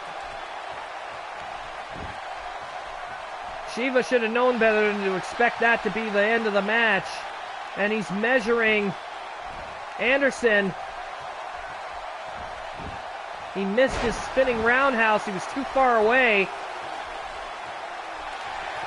And Anderson again going for that Canadian neck breaker here. And down. Going for a cover here. 1, 2. And Shiva kicks out at 2. And Anderson can't believe it. Anderson was sure that was going to be the end of it. And now he's showboating. Probably the worst time he could be doing that, giving Shiva the opportunity to recover. And Shiva tried to go for a snap DDT there, and he didn't pull it off, but oh my God, what a forearm shot. Shiva's out cold. 2, 3. Shiva got caught out of nowhere with that forearm shot from Eric Anderson.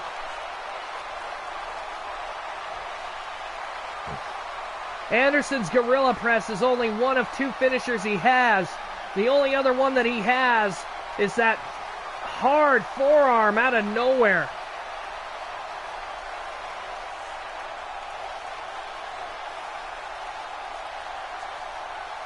Shiva had a real chance here, and he missed his final crash.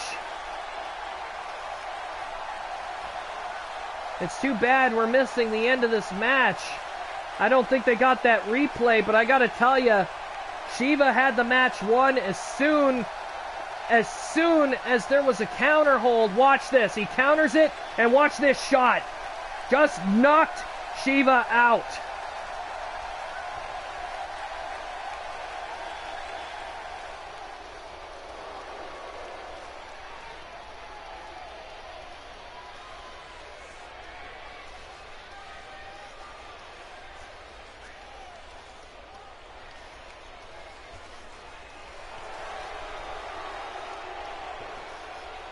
The age of illustrious goes on. Shiva missing out on an opportunity to become the world champion. Mark Henry almost getting him disqualified, only for him to come up short with a forearm shot to the face that knocked him completely out. Unfortunately, with our main event, that is the end of our show tonight. So be sure to come back and tune in on Wednesday night for Wednesday Night Whirlwind. You can always find the match card at my DeviantArt page at rachidile.deviantart.com. And just check my journal entry, because chances are, if I'm having a show that night, it'll be up sometime before 5 p.m. Eastern Standard Time, or 6 o'clock Eastern Standard Time, depending on the situation. And if you enjoyed the content, please like, share, and subscribe. Tell your friends about the XPWL, and please invite them to come watch another episode in the Extreme Battlefield.